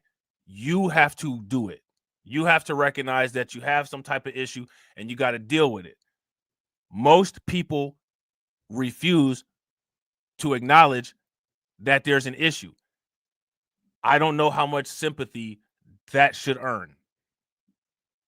You guys give me the value on how much sympathy that should earn. You know what I'm saying? Shout out to Patrick. Patrick said, Rob, you have to think about it. You have a people who've never lived the same equality or so-called American dream. White power constantly attacks us with mercy. I can't relate to constantly being attacked and not attacked back. I can't relate to that. I'm not designed that way. I'm designed to, even if I get beat down, if I can grab some dust and throw it in your eye, or if it's a rock over there and I can get you in the head with it, I'm going to do that. That's how I'm designed. I'm not designed to just sit there and get my ass beat. That's not in my DNA. I'm not designed to, if I see other people competing, I don't strive to outcompete them, regardless of what the odds are. I'm not designed like that. You know what I'm saying? I don't understand what creates that design. Again, there's responses to the environment, right? A lot of times, people that get abused can become narcissists. They can become bullies, right? Sometimes they can become docile. Sometimes they can become freaks if they're sexual abuse, right? What is the response to this quote unquote trauma that we have? I think about this a lot. This is the reason why I say this stuff. There should be absolutely the only thing that people should be laser focused on is all of the objectives that people say are important. Because if you say objectives are important, if you're not aimless, right? Because people aren't aimless in their speech. People are aimless in their actions. You would think that people have a complete action plan put together until you realize over time that there's no action, right? So I think about these things.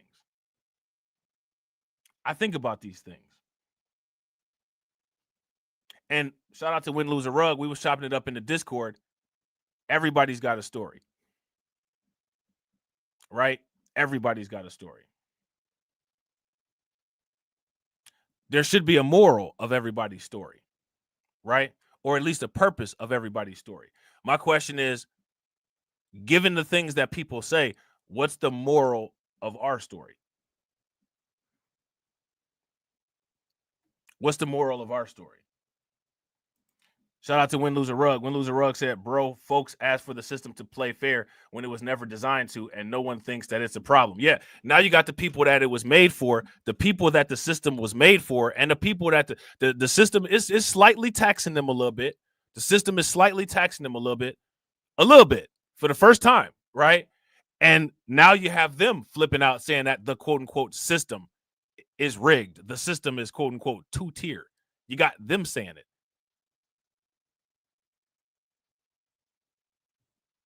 Right? Now, here's my question. What are the differences in responses? Why do the responses look so different?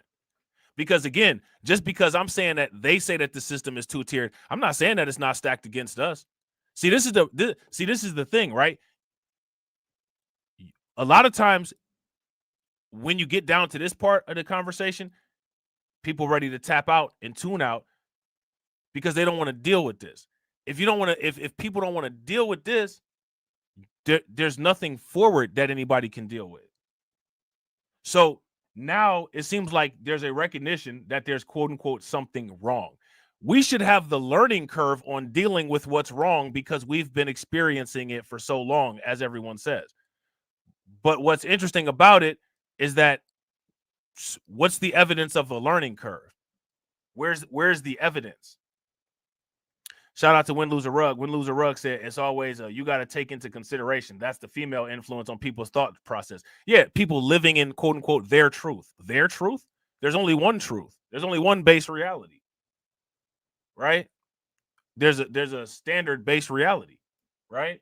And then there's everybody's perception of it. Shout out to Patrick. Patrick says it's easy to say you can move on, but most don't live with their trauma, unfortunately. Only a minority gets past it. I don't know about that. I can't say that. I've never taken statistics, right? I also didn't say, quote unquote, move on. I said, quote unquote, deal with it, right? I think if you ask me, people have moved on. The very people that say that they have the trauma, they've moved on. I'm not the one that's moved on. I'm the one that's saying there's a crack here, there's a crack there, there's a crack there, there's a crack there. Let's put a bullseye on it. Everyone is telling me, let's just talk about it.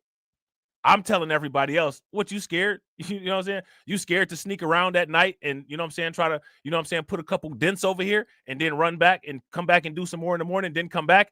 I'm the coon because I'm saying that we're capable of this. Everybody else has just moved on. It's not me. See, me, how I deal with my drama, how I deal with my trauma is I destroy forces hostile to me, or I neutralize forces hostile to me. That's how I deal with it. If I see an incoming threat, I try to get myself together so that I can be neutralized for it, or so that if I have to confront that threat, I have a viable chance of defeating or surviving that threat, right? I haven't moved past it. I'm studying this threat, right? I'm looking for weaknesses. I'm looking how I can enhance myself to be ready, right? That's not me. If I'm fixated on how can I beat this thing and I study the schematics of it every day, that would mean that I'm fixated on it. I haven't gone anywhere, right? I would say that everybody else has moved on past it and it's just become a legend in folklore that people talk about. This everybody else has a boogeyman, or everybody else has the, you know, the what is that? The tall, thin man, and the Mothman prophecies and the ghost and all that. And we got this. Now, there's nobody that talks about destroying these things, right? They talk about it, but they don't come with a plan. See, I'm writing the book of the dead. I'm writing the book of the dead. And the thing is that here's the thing, though. If it's the minority, the majority is what's quote unquote normal. The Slender Man, yeah, you know what I'm talking about. The Slender Man, the Boogeyman, the man under the stairs, all them, right? How do you deal with these people? Okay, one way, this went back to me being paranoid when I was a kid. How do I deal with the man under the bed? How do I deal with the creaky noises under the bed? I'm gonna take the mattress off the bed and sleep on the floor. Now I ain't got to deal with it because ain't nothing under the mattress. Now that might sound stupid, right? But remember, this is kid stuff, right? So like I always been like this. How do I neutralize or get rid of a threat? How do I neutralize or get rid of a threat? And again, we would have to look at how people react to trauma in general. Because if there's one segment of people that react to trauma significantly different than the normal or the standardized reactions that you see across most people, now you're looking at something else. Let me ask you guys this question. Are there people that live with trauma every single day? How do they deal with it? And if the trauma is so important, why isn't that a bigger topic that people talk about? In my opinion, if you have a looming force that's harming you, yeah, I did do that, bro. Shout out to, like I said, shout out to my man We Lit. Sometimes my brother comes into the chat, bro. Listen, I've always been like an advanced person. You know what I'm saying? I'm simple in some aspects, but I'm advanced in a lot of other stuff, like strategic planning and stuff like that. I could go head to head with a West Point general on that type of stuff, right? But Yeah, man. I always look for that. They have a term in science, right? It's called what is it called? Inhibition, right? And so what happens is that you have receptors, and these receptors act as a key receiver, the quote unquote female part. And then you have enzymes that fit into them, right? They act as the key. And when they literally like quote unquote form like Voltron, right? So when the enzyme hits the receptor, it changes the function of the molecule and makes it work like a machine, right? However, sometimes similar keys can get into the lock, and then it breaks the entire door and the cell's no longer useful, right? That's called irreversible inhibition. One thing that I've always been interested in is how to avoid irreversible inhibition, right? And irreversible inhibition can happen not just on a cellular level, but it can happen all throughout life. Like getting like I'm not trying to be funny, but the racial wealth gap is a irreversible inhibition. You will have been irreversibly inhibited in your ability to generate wealth and any type of political meaning. Right? That's the same as if a piece of mercury got into a hemoglobin molecule and replaced where iron is supposed to be. Now that hemoglobin molecule is no longer a hemoglobin molecule because it doesn't have iron because mercury replaced it, and it can no longer carry oxygen. Now, what happens if all of those cells get deformed like that? Well, then now you got an oxygen carrying problem. Now you can't get any oxygen to your lungs to process and burn the energy, which means that now you start to die. Right? So this has always been something that's been very interesting to me. So I don't understand. Like, I don't understand. I don't understand the mind state. Let me ask you guys this question. When teams like the Bulls and teams like the Lakers and teams like the Yankees, when they had dynasties and they had to play against first-time finals competitors, did those teams always say, well, you know, the Boston Celtics, they've been the champions for the last 10 years. I mean, you know, we may as well just give them the championship in 4 games. Do they do that? They've only been dealing with these people as the champions for 4 years, right? If it only takes you 4 years to get a bachelor's degree, what kind of degree should a learner have in dealing with what we deal with in the United States? 400. That's 100 times the learning curve of a bachelor's degree. We should be experts with statistics and science to back up everything that we say. Why is that not the case? Dr. Claude Anderson dropped a video on his YouTube channel today. I don't know if anybody is aware. Probably not. I would assume that nobody is aware because at the time when I watched it, it was up for 6 hours and it only had 222 views. For somebody that gets quoted as much as he gets quoted, a video should not have 222 views. Why does Dr. Claude Anderson's video only have 220 views? I got the notification. That's how I knew. You know what I'm saying? That's how I knew the video dropped. Right? It's called Technology is Racist, if I'm not mistaken. Now, you know the white people, they're not going to like that. Right? Okay. Now, it's up to 10 hours. It's up to 10 hours, right? Shout out to Dr. Claude Anderson. It's been up for 10 hours, and it's got 2,000 views. 10 hours for 2,000 views. Racism controls immigration. I thought this was the hot topic. Immigration and all this. Technology is not the friend of Black Americans. Dr. Claude Anderson got 77.7 subscribers, which is wild. He should have way more than that because people that quote him all the time have more subscribers than him. And that video got 6.6K views. What's up with those statistics?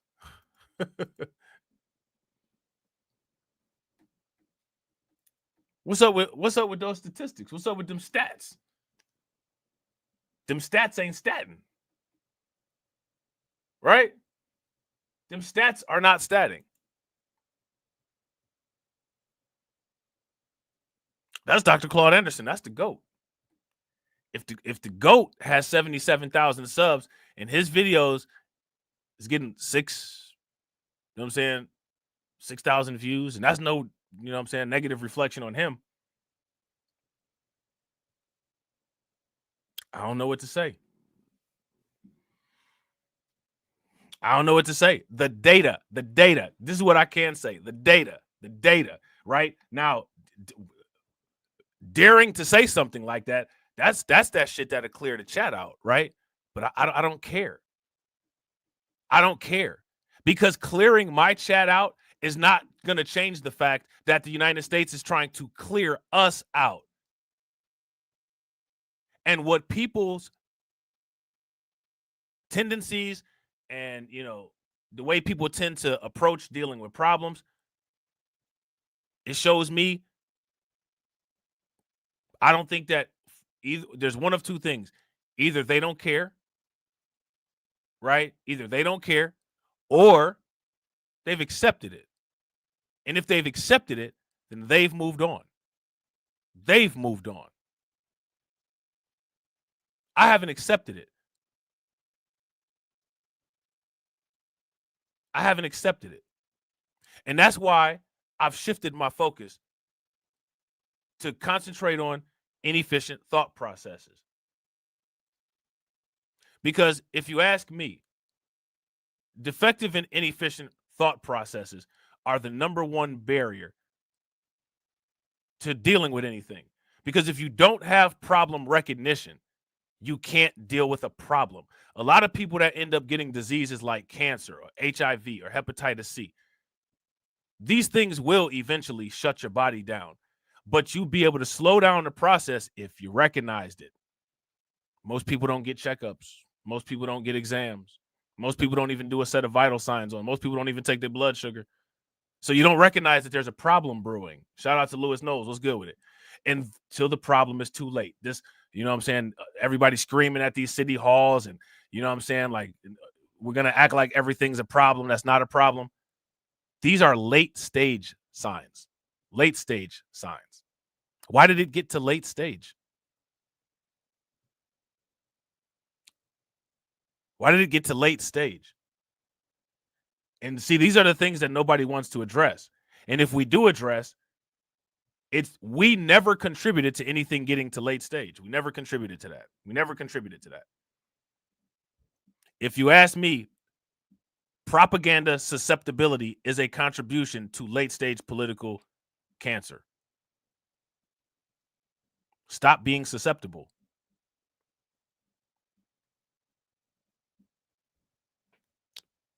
It's pretty simple. If you guys would agree, give me a thumbs up. If you guys would disagree, give me a thumbs down. Shout out to Win Lose a Rug. Win Lose a Rug said they'll either agree with the way things are or they have comfortably accepted it. Yeah, and they try to convince you to accept it. I don't accept it. I don't accept it from one side, and I don't accept it from the other side. I don't accept anything from sides that contribute to my demise. And there's internal things contributing to our demise.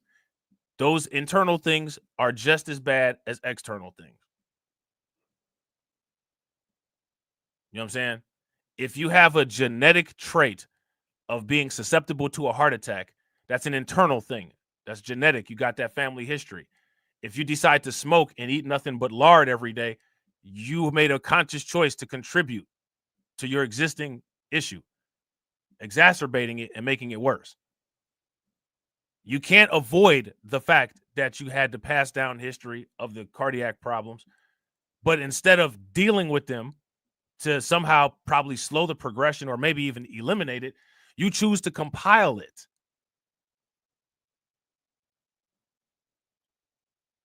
These are choices.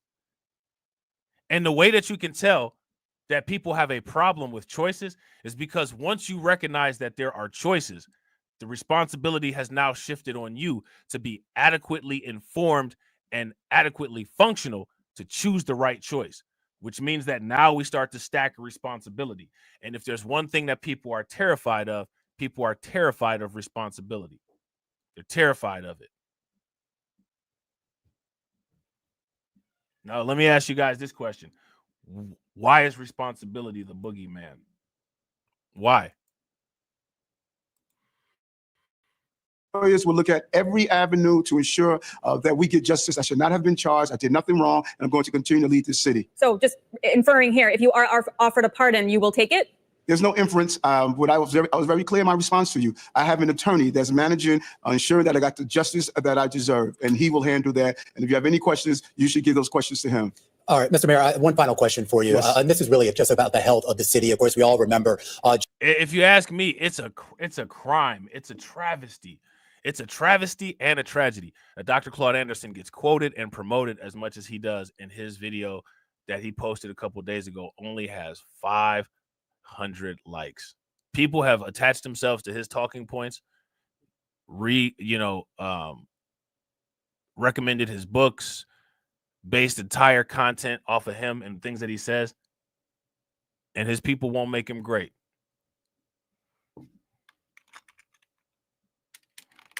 Why not? He's got a think tank called the Harvest Institute. One of the things that I always say is that people should start a think tank, right? He got one. How many times you ever heard it be promoted? Now, you know Dr. Claude Anderson ain't trying to hide nothing from black people. He's not trying to do that. So, is it the information that's hiding, or is it people hiding from the information?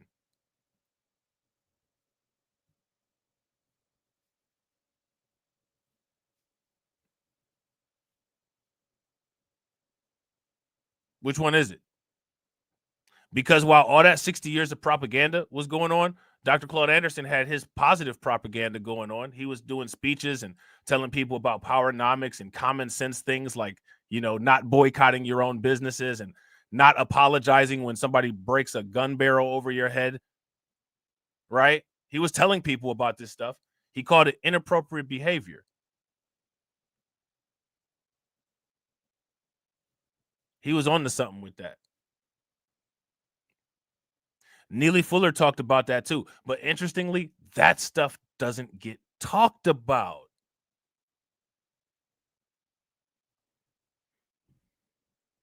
Why not?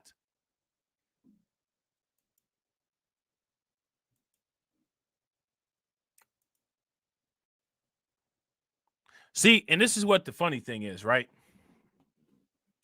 People think that if you talk about, things that aren't necessarily going right at the moment, that's cooning. No, it's not. Sometimes you can use that as an intimidation factor, right? Because if there's stuff that people say about you and they try to say it behind your back or try to say it and they talk over you, try to make it seem like you don't know, but you do know, when you get around those people, you start talking about that too. Somebody makes fun of you because your productivity is only at 15%. You get around that person, shout out to the specialist, and you say, yeah, I got a goal to increase my productivity to 50%. That'll put me as the most productive person here. Now that person gets a sinking feeling in their stomach because now they know that you know that they've been talking. And now they know that you're gunning for them. Right? But like I said,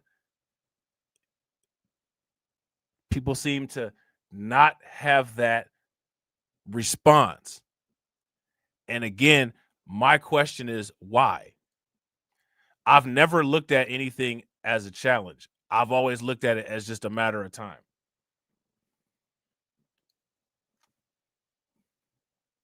Shout out to Patrick Tyler. Patrick Tyler says, "Oh man, Rob making me feel bad.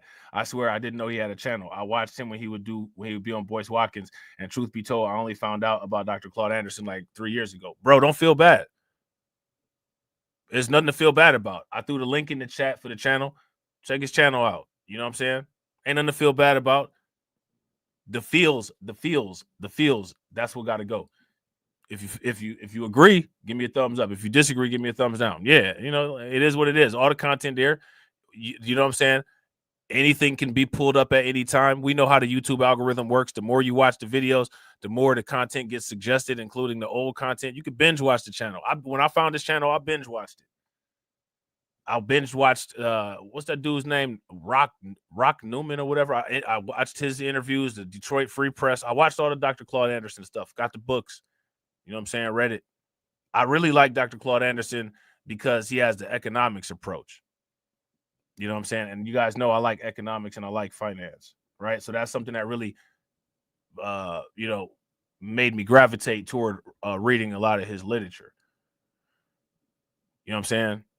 But yeah, man, it is what it is, right? Every time you waste time feeling, you're wasting time. That's why I call feelings and emotion. These are human inefficiencies. These are human inefficiencies. This is one of the reasons why AI is about to be so prevalent, because AI addresses human inefficiencies, little mistakes, little time wasting stuff that humans do. You know what I'm saying? A human has to read all these words and characters and letters. Computers and stuff like that. They can read a barcode quickly with less error than a human reading words. That's customized for us because humans are inefficient. You know what I'm saying? Now, shout out to Patrick. Patrick said it's more that we as black folk. Who is we? Because at Blacklight, we support each other. I can't guarantee what them other folks do. We support each other with our projects over here. You know what I'm saying? But Patrick says it's more that we as black folks don't support those that need it and who are willing to dedicate a lot of their time to helping black Americans. But you have a damn sexy red that go viral. We show up. Well, these are choices, right? Who made that choice? I can tell people how to double their life savings with cryptocurrency. Don't nobody care, though. But the racial wealth gap is the pressing issue. The same people that get on the Fox News and say the economy.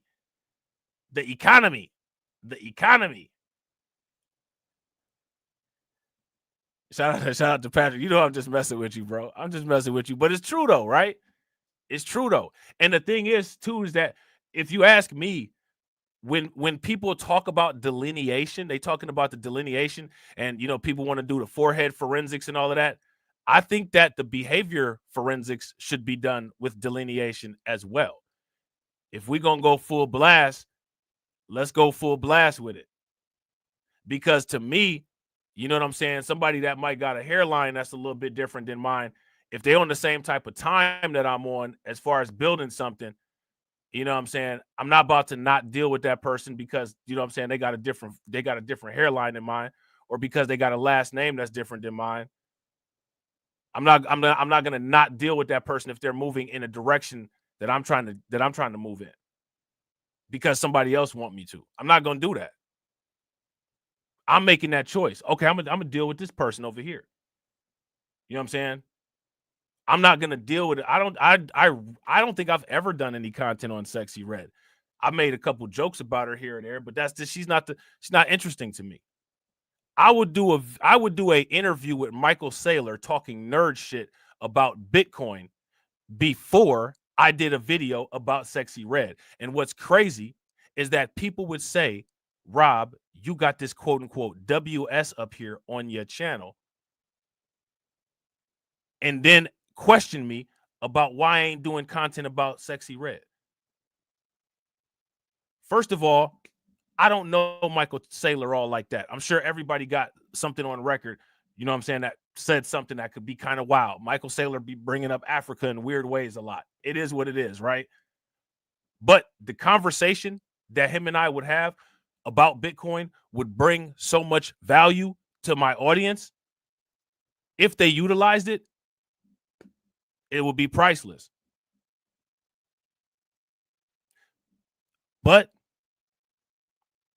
what kind of live stream numbers do you guys think that I would be able to maintain in a conversation with Michael Saylor about Bitcoin?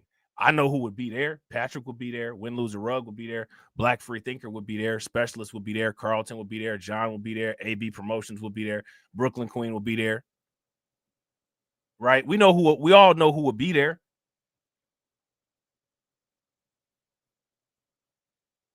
DC Precise. Shout out to DC Precise. He would be there. Right? But these are choices. Oh, Rob talking to this is boring. I don't think it's boring. No, that stuff is exciting to me. Getting rich is exciting to me. You know what I'm saying? But stuff is boring. Whatever. It's not sexy red. This is a choice. Listen, not only shout out to Win, Lose, or Rug. Win, Lose, or Rug said, bro, it'll be so many more people here from other races. Bro, that video would probably get like in the hundreds of thousands of views, and my subscriber count would go up maybe like 100 subs. And that's the reality of it. Shout out to my man Lehman Lucas. Lehman Lucas would be in there trying to learn facts. But these is the realities. Yeah, absolutely. Shout out to Lewis Knowles. That's what I'm saying. Facts. Isn't that still getting knowledge on wealth building? Absolutely. Because let me ask you guys this question. If I got Michael Saylor on here, is he going to say, don't buy Bitcoin? There's no reason for you to buy Bitcoin. I don't think it's a good idea for anybody. Is Michael Saylor going to say that to anybody alive on the planet? Is he going to say that? I think hell would freeze over before Michael Saylor would tell somebody not to buy Bitcoin. Michael Saylor would, for real, probably tell his worst enemy, well, I can't stand your guts, but, it probably wouldn't hurt you to have a little Bitcoin.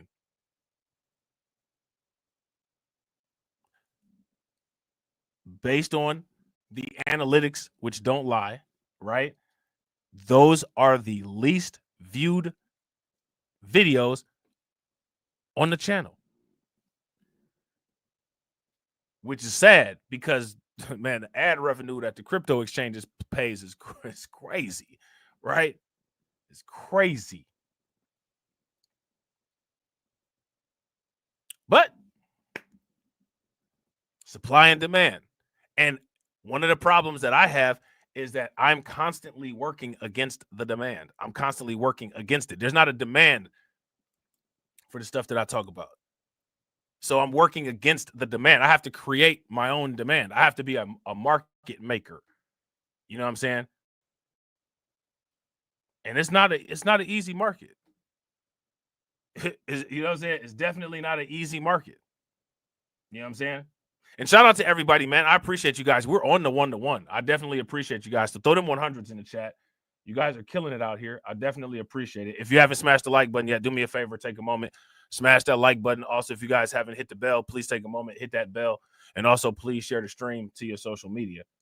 Shout out to Patrick. Patrick says, I think it's easier to take an easy route as opposed to something that may bring actual difficulty to you accomplishing something. Yeah, I agree. Why are people scared of difficulty? They turn the game up to a difficult, to very hard and try to complete it. And I gotta agree. Shout out to Patrick. Patrick says that just proves that most are sheep. Now, let me ask you guys this question. What produces sheep, right? You know how we got what makes a coon, what makes a sheep. We're going to have all these what makes an animal videos. We got to make some meme coins. We're Win, Lose, or Rug and DC Precise and Two-Factor at Brooklyn Queen. Just how hard the city was hit by the pandemic. Anyone walking around, particularly in Manhattan, you can see it's come back in a big way, but it's not quite there. We've been having a lot of conversations with economists, with business leaders, with Wall Street, with real estate developers, all saying that there still is a lot more work that needs to be done to get this New York City economy back to where it was pre-pandemic. What types of assurances or promises can you give to some of those folks here that we are on that path? And that's a great question. You know, it's difficult for people to believe. We're probably just 2 years out of COVID, where the city was shut down completely. 2 years, more jobs in the city history. Those who determine how well the city is being managed, we call them bond raiders. They raise my bond, and then they double down on the fact that it should remain raised.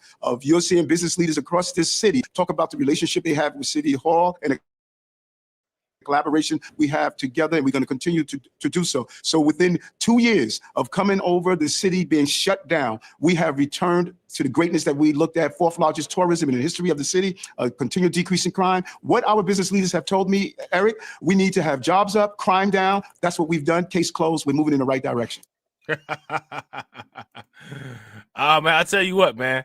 Eric Adams will make a disaster sound good, won't he? He'll make a disaster sound good. That's what he's doing. He's making a disaster sound good. You know what I'm saying? Almost make me want to join that New York City disaster.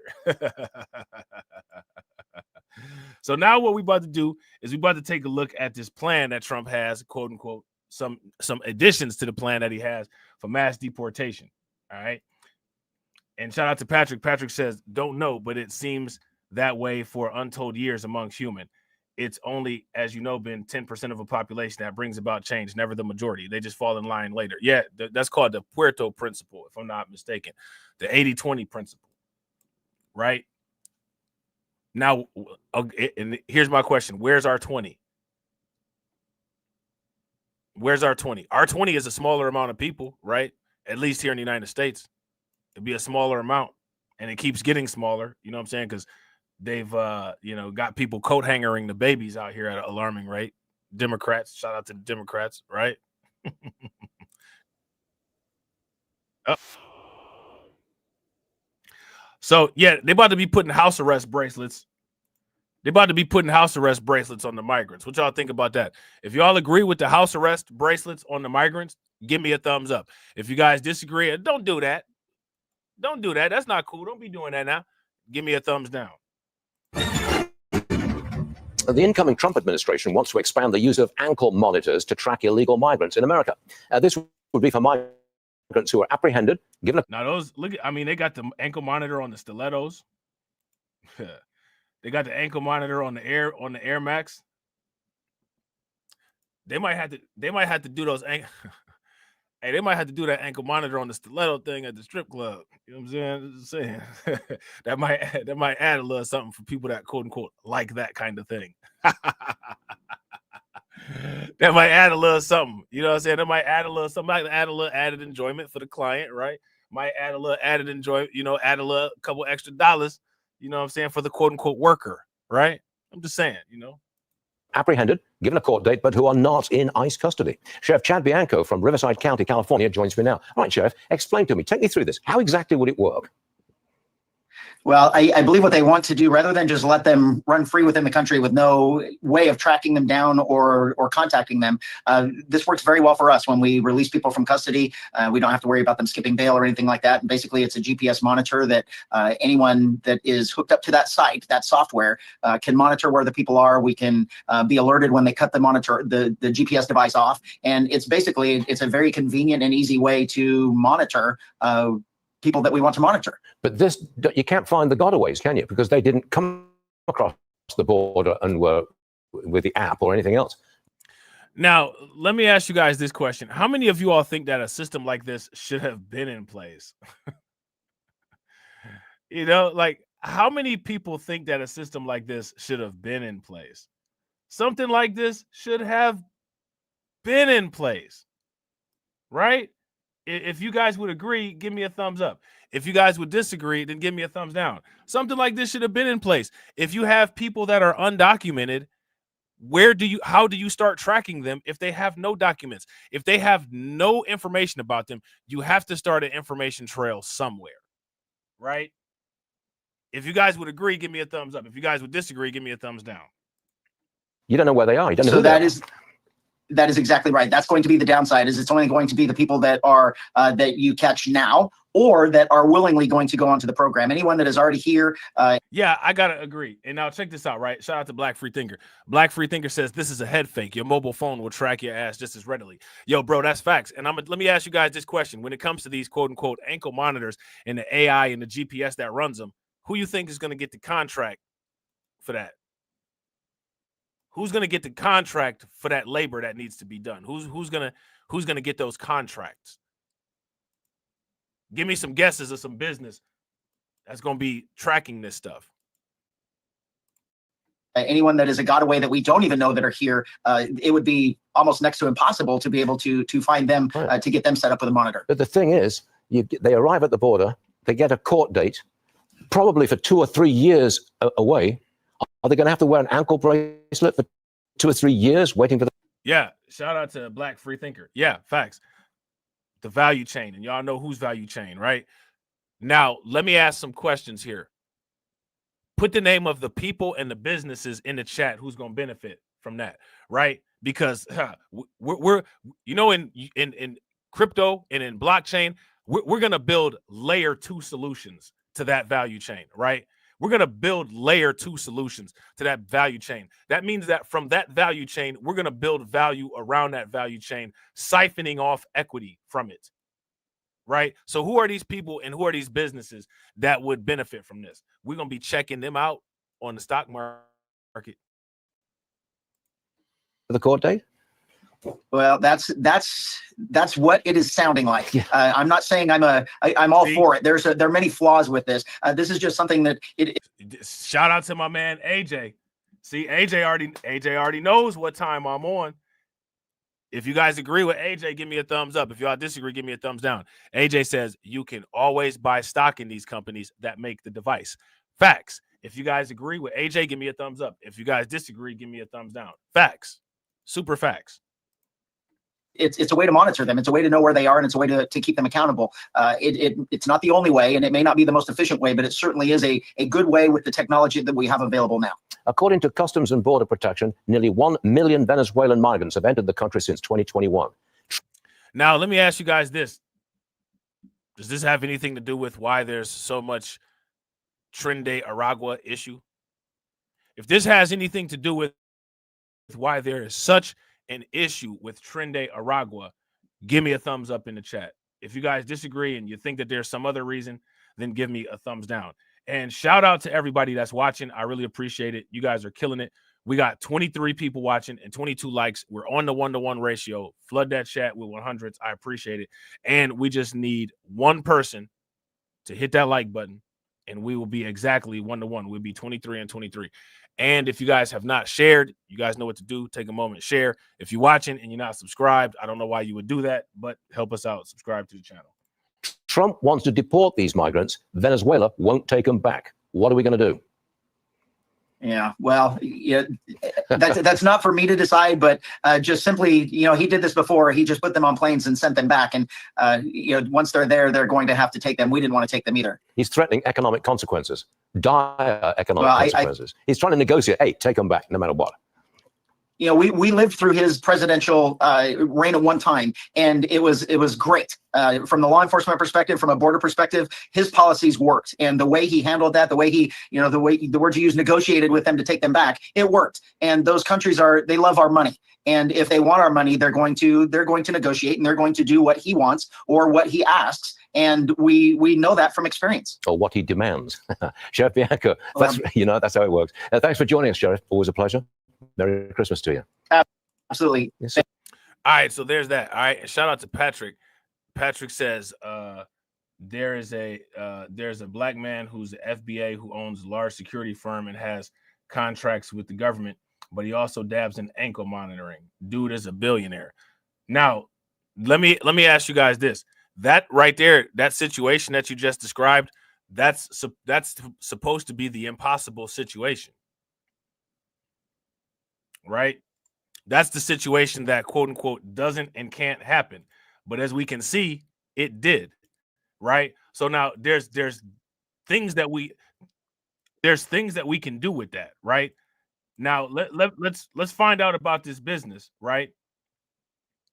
And see what the historical patterns are as far as the stock prices and stuff like that, and analyze it as a good or bad investment. See what type of contracts they get in today, right? And then we got to ask the question, well, why are people not promoting this guy's business?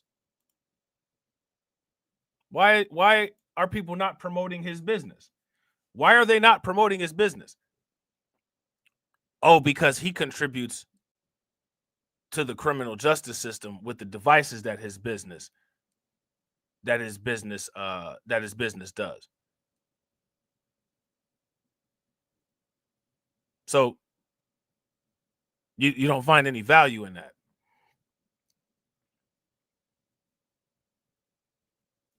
But in a lot of these places, as you'll see with the Chicago stuff, a lot of these people are demanding these type of things be done and be utilized against the migrants. So don't support his business, but demand the results of the product that he makes to make your city better again based on your poor voting habits.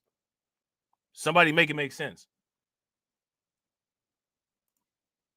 Somebody make it make sense. Now, speaking of making it make sense, you know that's something that Brandon Johnson is not going to do, right? But let's listen to what Brandon Johnson says, because the title of this video is Tom Homan is warning Tren De Aragua not to get too comfortable, right? No, I've never heard of him, bro. Give me some information about him. Throw something in the Discord. You know what I'm saying? Throw something in the Discord. Because I will definitely find out about him, his businesses, and we will definitely talk about him. Patrick says, do you know him, Rob? Can't recall his name, but it's crazy. It's people we've never heard of. Richer than all them rappers, and Oprah and black folks love, and them rappers and Oprah black folks love to call on. Choices. These are choices that these people make, right? Choices.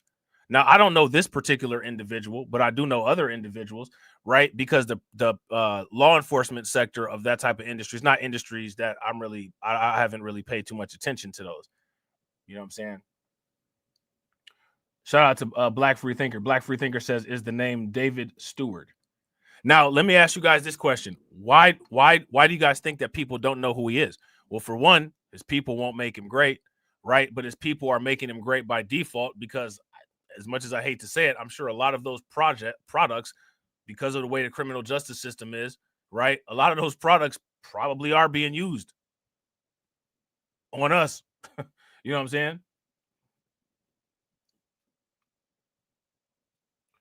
Now, shout out to Patrick. Patrick says, Rob, it's not his main endeavor. It has a lot to do with the military. He might have been in the military.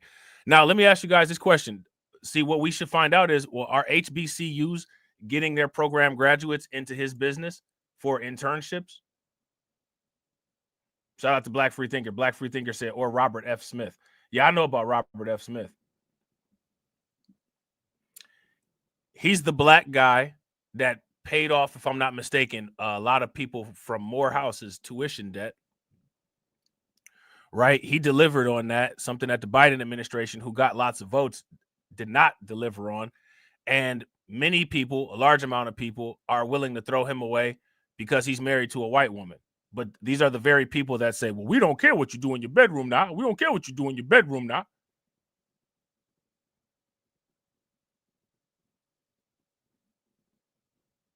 So there's that, right? We don't care what you do in your bedroom now, even though you gave away, a lot of money paying off majority black male college debt. We don't care what you do in your bedroom until we don't like you. You know what I'm saying? Then when we don't like you, you know what I'm saying? Now we dick policing.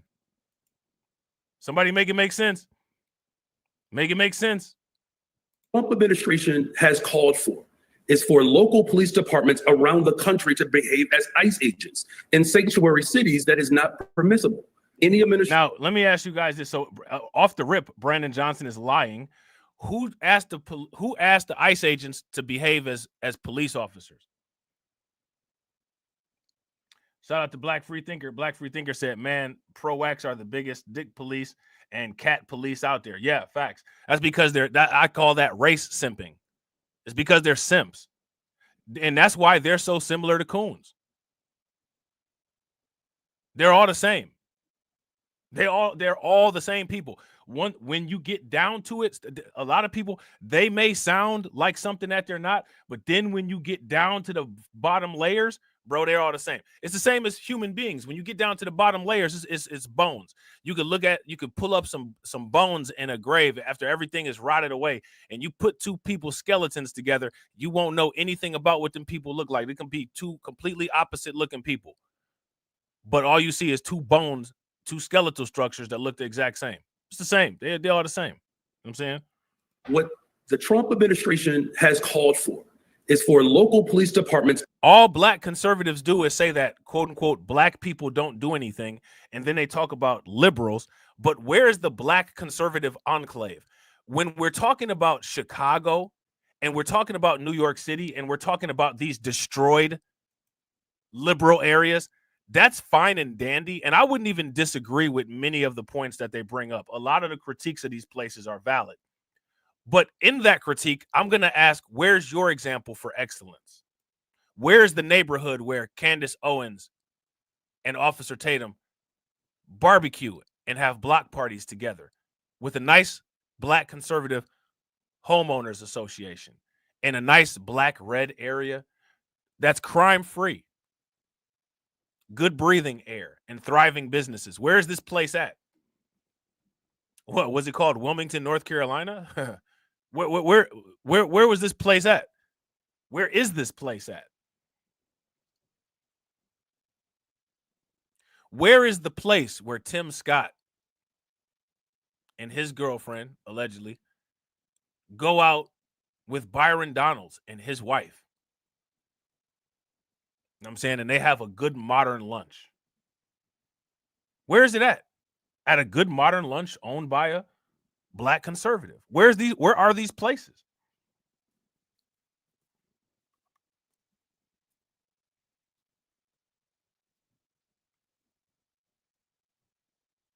Now, shout out to Black Tyler. Or I said Black Tyler. I'm looking at Black Free Thinker, right? And I'm saying Patrick, so my bad. Patrick said their job is to attack the black community. Now, let me ask you guys this question. Whose job is it to question some of the stuff that they say? And ask these questions on repeat. What do black conservatives do together? What do they do organized? What have they organized together? So what I find hypocritical about the black conservative community is that the black conservative community, in many cases, is susceptible to the critiques that they make of the monolith.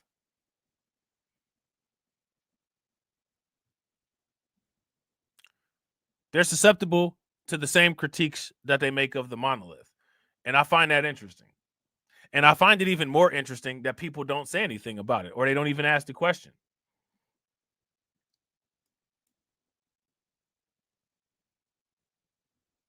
What do you guys think about that? I think that is interesting. It's an interesting dynamic. Everything's an interesting dynamic because everything's dynamic. Around the country to behave as ICE agents in sanctuary cities that is not permissible. Any administration that would look to disrupt the sensibility of public accommodations, consider them. Now, let me ask this question, and shout out to Patrick, because Patrick brings up a good point. Patrick says their job is to attack the quote unquote black community, right? Now, this is what I'm saying about evolution and adaptability, right? If you know that there's people out there and they're meant to attack you based on specific things, what are people doing to counter those attacks? Besides making videos about it, as if, you know, your sassy talk on YouTube about these people is going to do anything. People have made sassy videos about Herschel Walker for years. And, you know, Trump just picked him to be a cabinet member, some type of appointment or whatever. And people will make more videos about Herschel Walker. And he's not, none of these videos are deterrences. So what are people actually doing to deter these things? One of the ways that you deter these kind of critiques is that you completely smash the critiques without performance that's completely inarguable. But where's the guided, focused effort on doing that?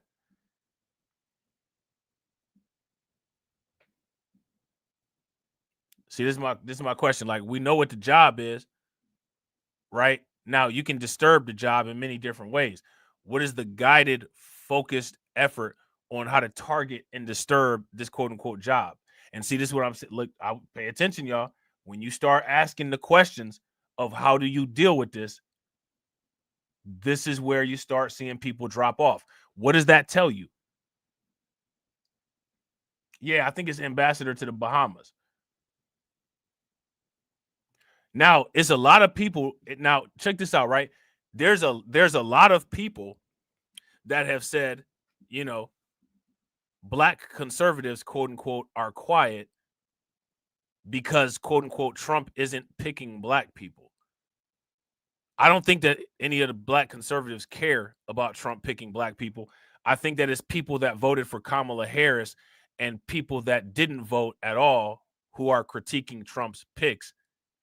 Now, I don't know who they want to get picked. I don't know who these people who are critiquing Trump's picks. I don't know who they want him to pick, right?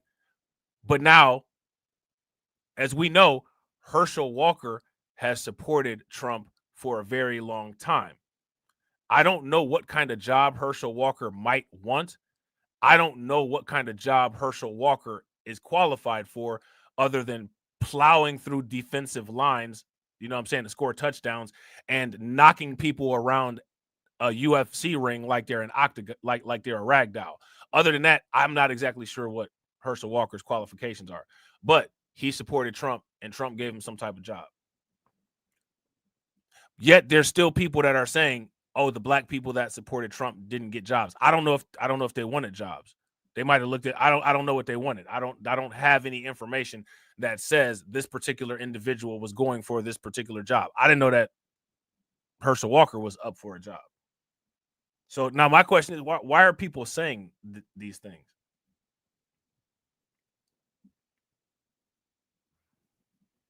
You know what I'm saying? Like, and me personally, I don't have any expectations of Trump is picking all of the people that I want Trump to pick. And I'm not talking about cabinet positions. Trump had the crypto.com CEO at Mar-a-Lago last week. That's a pick. I like that.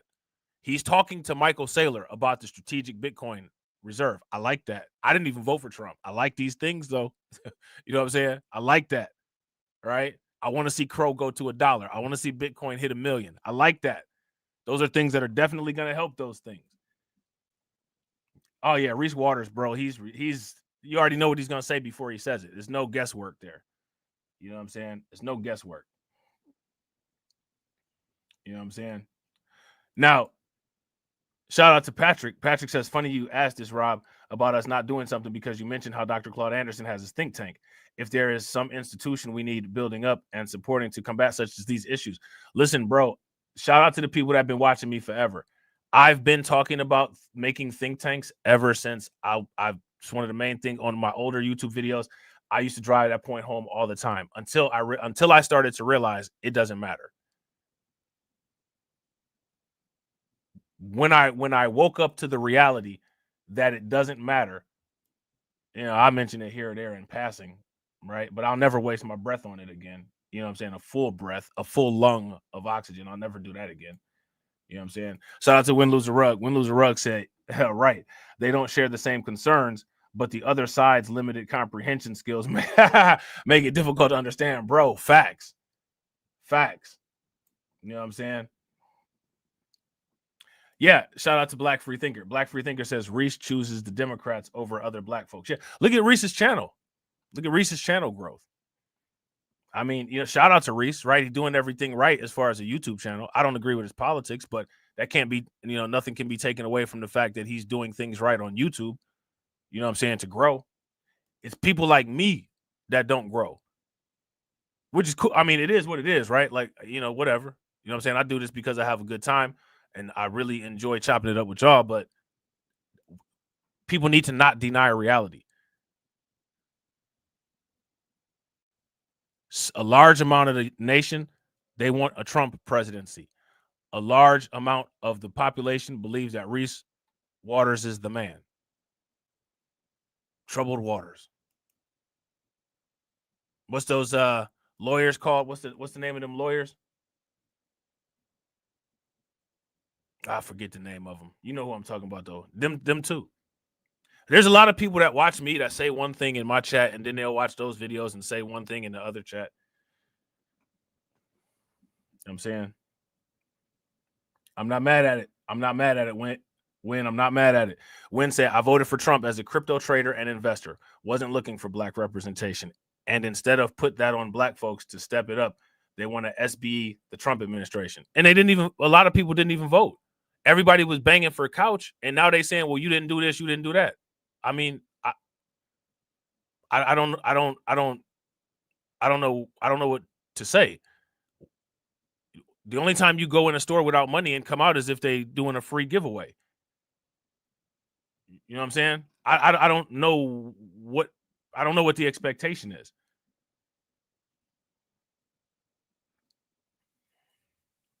Yeah, that's good. Shout out to you, Patrick, bro. Because bro, listen, the double talk, and I ain't saying you, right? But a lot of the double talk be wild. It'd be wild. And it's like you cannot operate in a dual reality, in a double standard reality. You cannot. This is one of the reasons why you see a lack of progress, because you cannot operate. It's not possible. You cannot do it. You can't operate in a reality where -1 is the same as 1. You can't do it. But this is what we see. This is what the evidence shows, right? Shout out to Neely Fuller Jr., right? Neely Fuller Jr. constantly says the evidence shows. You know what I'm saying? And it does. It does. Now, shout out to Win, Lose, or Rug. I told people, right? I told people about the crypt tangibles. I did a video about the meeting that they had in California, where they was, shout out to Win, Lose, or Rug. He know what I'm talking about, where they was paying $100,000 for a picture and an autograph with Trump. All JD Vance's value chain friends was there. Trump went to the Bitcoin conference. He's made a lot of moves involving crypto, bringing these people, you know what I'm saying, getting a lot of relief. The Ripple CEO is very happy with Trump, right?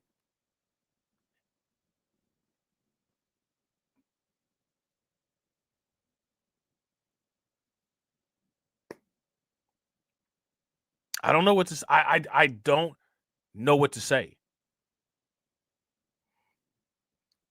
Yeah, shout out to Win, Lose, or Rug. Win, Lose, or Rug said, I knew geopolitically Trump would stir the pot and create opportunities for wealth generation. Absolutely. Look at this. Look what could happen with the strategic Bitcoin reserve. I mean, if you're not somebody that hasn't been keeping up with cryptocurrency, then you probably wouldn't know this. But the new accelerated cryptocurrency predictions, especially for Bitcoin, are insane. Literally, no one saw a $2 Ripple on the horizon at all. Like that came out of nowhere. No one saw that coming. No one saw Ripple $2 at the end of 2024. You know what I'm saying? Nobody saw that coming. But it's here.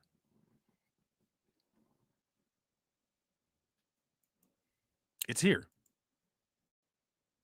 Why do people keep doing the same thing? Why do they keep doing it? I don't know. You know what I'm saying? I couldn't tell you. We have to ask those people. We need to get some of those people over here and explain to us what you're doing. You know what I'm saying? Like, you know, we're not here to make fun of you and none of that. We just want to observe. We want to study because we don't get it. So we want to study you. You know what I'm saying? Shout out to you. You're better at doing what you do than we are, right? So explain to us. Yeah, facts. Shout out to Win, Lose, or Rug. Win, Lose, or Rug said people crying about higher prices rather than solutions and opportunities to exploit it. Now, you could chase inflation with your cryptocurrency investments. Your cryptocurrency investments are going to they're going to outperform inflation, even if it's not something that performs. Even if it doesn't perform as good as Bitcoin, you're going to outperform inflation. I don't know what you know what I'm saying. I don't know. Again, we have to ask the question. Now, we have to ask the question, how can people continue to say this quote unquote information is quote unquote kept from us? What is the half-life on that talking point? What's the half-life on that talking point? If we carbon dated that talking point, when is it going to be in its final stage of decay? It's getting close. You know, the stages of decay. That's what Bitcoin is made after. The half-life. That's why it's called a halving. You know what I'm saying? Bitcoin value or Bitcoin mining rewards have a half-life. There's a lot of like interesting stuff that's whoever created Bitcoin, they really were. There was a lot of abstract thought put into it. And there's a lot of symbolic stuff that happens that's represented digitally there. And I find that interesting. It's Bitcoin is almost, in essence, a digital art form as well. And, you know, I don't know if that'll be discovered later, but there's a lot of how Bitcoin operates that is scheduled around quote unquote natural events and golden ratio numbers as well. And like people don't see it. And speaking of Bitcoin, shout out to 21 people watching. You know what I'm saying? Shout out to the 21 Jump Street, right? 21. What's up with 21? Was consider them a threat to our democracy. Far left, Chicago Mayor Brandon Johnson vowing to resist Trump's deportation plan, despite the illegal immigration crisis reportedly costing his own taxpayers. Yeah, shout out to AJ. Bro, what do the evidence say? The evidence got Tesla and Figaro looking like she's telling the truth and got me out here looking like a liar. Tesla and Figaro said black people don't have time for geopolitics and all that kind of stuff. You know what I'm saying? I'd be like, yo, this is important stuff. Tesla and Figaro got me beat, though, because shout out to AJ. Like AJ said, Rob, you might as well be talking Chinese because most black folks don't keep up with this kind of information.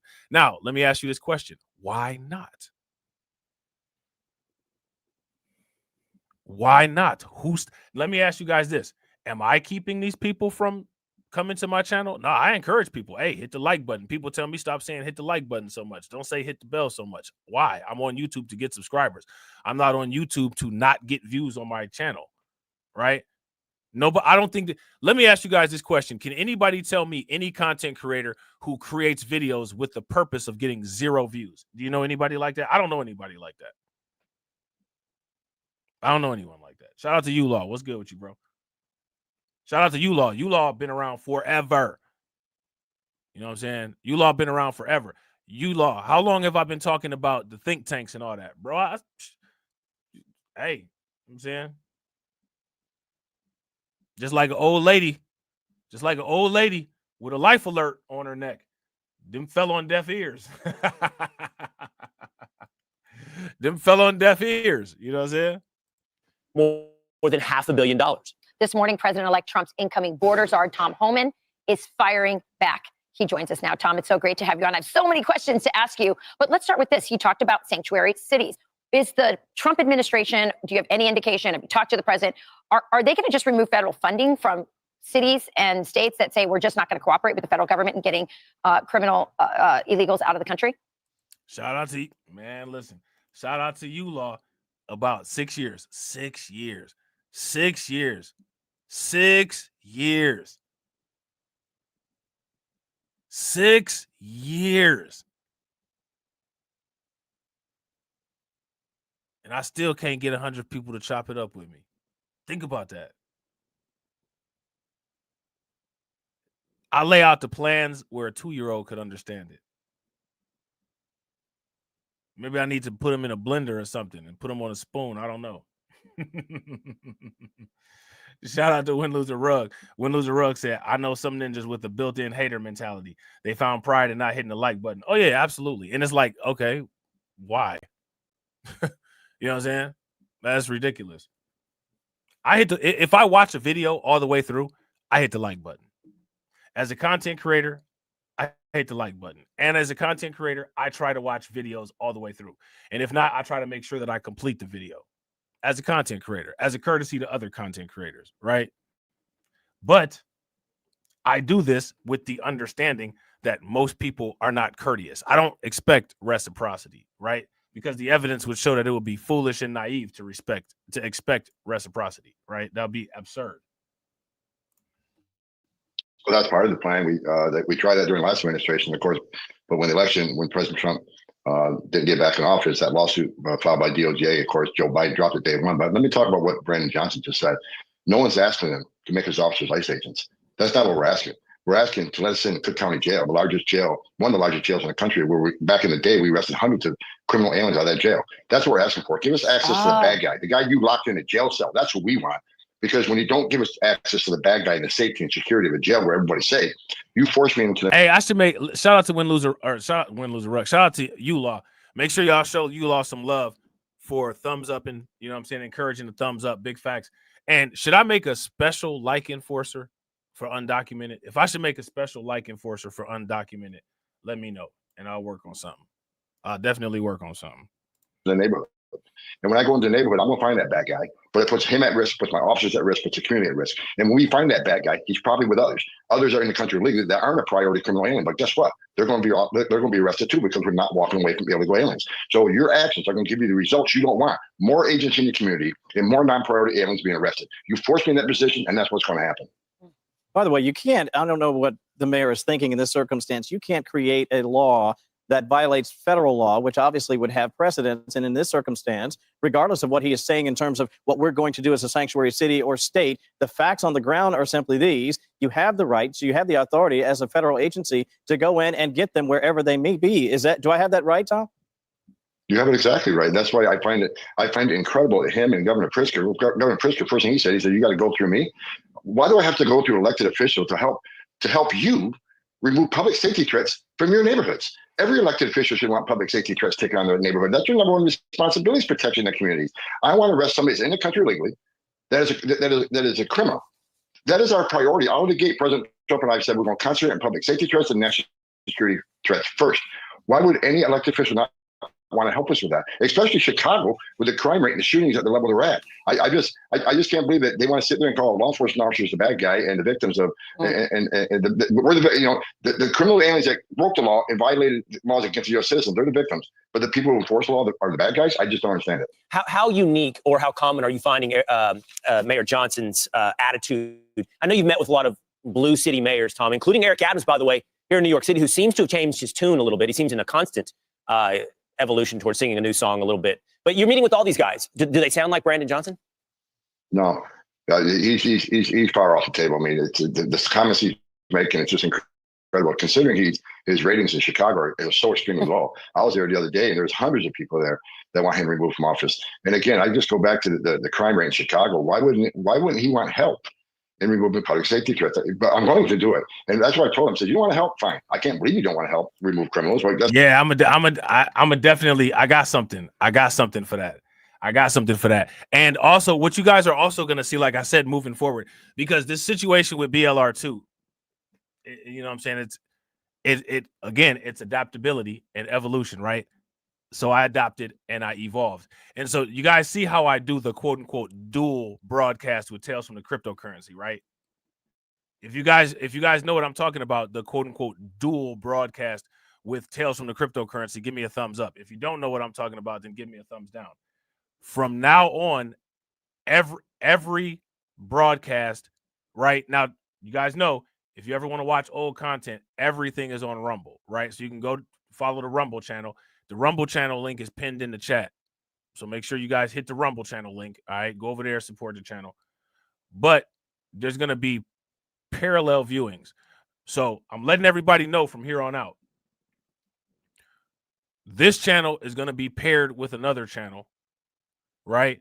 And everything is going to be members only over here. You'll be able to watch the other stuff if you go to Twitch, the parallel channel, or Rumble or Kick. All right. But we moving forward.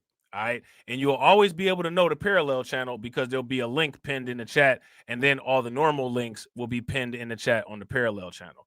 Now, I know it's getting kind of complicated, but you got to adapt. And I'm a complicated person. I'm up for the challenge. You know what I'm saying? That's why. If you don't want to help, just stand aside because we're coming.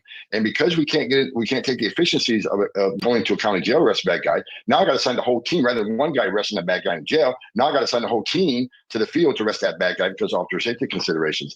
If that's a game you want to play, we're going to game. But we're going to play that game. There's going to be a lot more agents in the communities just because of your failure to work with us in the county jail, a taxpayer county jail. We want to talk to the guy that you locked in at jail. Now, let me ask you guys this question, right? Because I've actually thrown this question around. I asked TD this question on the phone call, and he thought that this was he thought that it was hilarious, right? So, you know, you guys might think that it's hilarious. You may not. You might not think it's funny. You know what I'm saying? You might be like, you know, Rob, you're going too far with it, right? But I don't think that I'm going too far with it. All right. I want to ask you guys this question.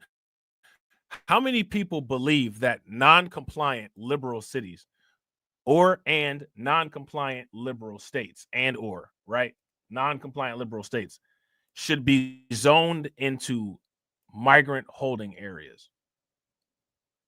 If they did that, hey, it is what it is. That's what they're doing. I wouldn't have one thing to say for or against it.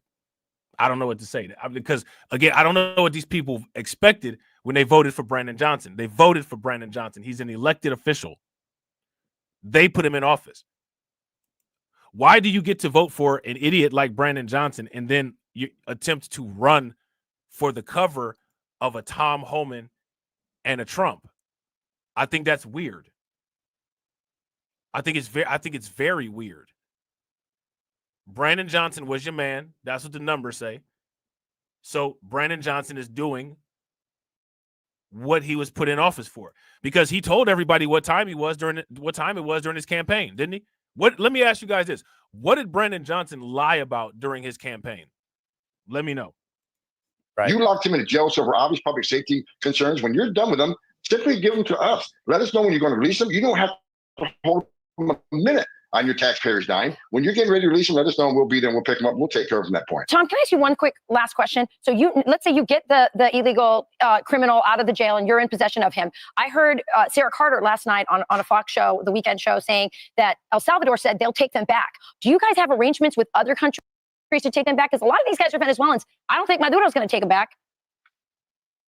I would say to the Venezuelan Tren De Aragua, don't get too comfortable. We're coming. And there are several agreements that I have, Sarah, that they're going to be removed. And I'm not going to call it countries right now because we're in the negotiation process, but we will remove them. If your country won't take you back, we'll find a country that will. We're already working on that. I'm not waiting for January 20th. I'm in the game now. Somehow Tom, I really believe this. The minute Rachel asked you that question, Tom, a smile went on your face. So I feel like there's more here. Very probably. Shout out to U-Law. U-Law said, Tom telling Brandon to knuckle up. I love it. Yeah, facts. Super facts. Let's see what Brandon Johnson do. Brandon Johnson ain't going to do nothing but cry about it. Shout out to Patrick Tyler. Patrick said, Rob, I said the same thing. I'd even go further. Push all the illegals into these blue states and only give the federal funds based on American citizens and tell them figure it out. Yeah, I don't disagree with that, bro. I think that's a great idea. If you guys agree with Patrick, give me a thumbs up. If you guys disagree, give me a thumbs down. I hear about already talking, but let's put it this way. We're not waiting to January 20th. We're already negotiating. We're already talking. We're already taking actions. I've been on the road since the day President Trump announced me. So when we start January 21st, we got a great plan in place. It's going to be prioritization of worst first. But if you're in the country illegally, you're not off the table. We're going to concentrate on public safety threats first. And we're going to hit the ground running. And I think the American people are going to see that the mandate they gave President Trump, we're going to carry out. All right, Tom Homan, thanks so much for the information, including the smile that reveals more information. So that's funny. Shout out to Carlton had me dying laughing talking about this. Carlton said Tom Homan looked like he take his job serious. Yeah, he like one of them people that take his job a little bit too serious. Yeah, you know, he looks like he takes his job just a little bit, just a little bit too serious, right? Just a little bit too serious. Now, let me see something. I'm gonna move this over here because this actually has to do with this. Let me see. We're gonna end up having to make a part 3 of this, which is cool. You guys down? How many people are down for a part 3? We're gonna have to make a part 3 to this, right? It's some stuff that I want to get through. Now we move on to Chicago, right? Speaking of which, shout out to Chicago. All right, we got to talk about Brandon Johnson and the people that voted for him. And when we talk about Chicago, we talk about Chicago. Chicago, the people that voted for him. We've got to keep repeating that because, like, the thing is now, you know, it's interesting. Everyone keeps saying that they didn't vote for these people, but at the same time, see, like, one group of people is talking about election interference and election fraud, but nobody's saying that there was election fraud and election interference when it comes to these Democrat mayors getting voted in. Everybody just keeps saying we didn't vote for these people. Well, if you didn't vote for these people, there's election fraud. Shout out to my man Win Lose a Rug. My man Win Lose a Rug says, "Shit, I'm down for part 300." Bro, listen, if I had, trust me, if I had the time and the resources, y'all would definitely be getting part 300. But I'm settling into my schedule now, and I think I got it. So we about to be lit. We definitely about to be lit. Chicago's in trouble because your mayor sucks and your governor sucks. And we're going to start right here in Chicago, Illinois. Now, if you're Chicago. Now, again, Tom Homan, right? Tom Homan said Chicago is in trouble because your mayor sucks and your governor sucks. Now, I wouldn't disagree with those statements, right? But what about the people that voted for those people? What are they looking like as far as, how would you size them up? What would you say about them? Mayor doesn't want to help, he can step aside. But if he impedes us, if he knowingly harbors and conceals an illegal alien, I will. Facts. Super facts. Shout out to my man Win Lose a Rug. Win Lose a Rug said we were running plays all 2025. Bro, that time is coming. Listen, man, I'm trying to tell y'all, by the end of the Trump administration, things gonna be different for us. Things are gonna be different for us. You know what I'm saying? That's the goal. We got a 4-year time window, right? We got a 4-year time window. Now, shout out to my man U-Law, right? My man U-Law, shout out to U-Law. U-Law has seen me build something out of nothing, right? Now we got a little something. So we about to make everything out of a little something. You know what I'm saying? Or prosecute him. Okay, that was Trump's border czar Tom Homan telling the residents of Chicago that Democrats are terrible. He's going to start deportations first in Chicago, and if they get in the way, he's going to prosecute them. Look who's here, Chicago resident, member of Chicago Flips Red. Zoe Lee. Zoe, we're excited to Chicago Flips Red. Yo, let me ask y'all this. How many of you all would like to see an interview on one of the Black Light Network channels with a Chicago Flips Red member? I want to ask these people some stuff. I don't know if they would be welcoming to the questions that I'd have or not, but if they are welcoming to the questions, come and answer them to the best of their ability, right? I'll be down for it. I'd be down for it. How many of you guys would be interested in that? So if you guys run across any of these people, Twitter, whatever, you know what I'm saying? Just, it's a channel that I watch on YouTube. And you know what I'm saying? If you ever want to talk to an audience on YouTube, it's a small audience. But, this person will be open to interviewing you or letting you speak. I really would rather not interview. I'd rather let people just say what they got to say, right? They could come over here and do it. Now, shout out to U-Law. U-Law said the ICE tip line is blowing up off the hook. that ICE tip line got the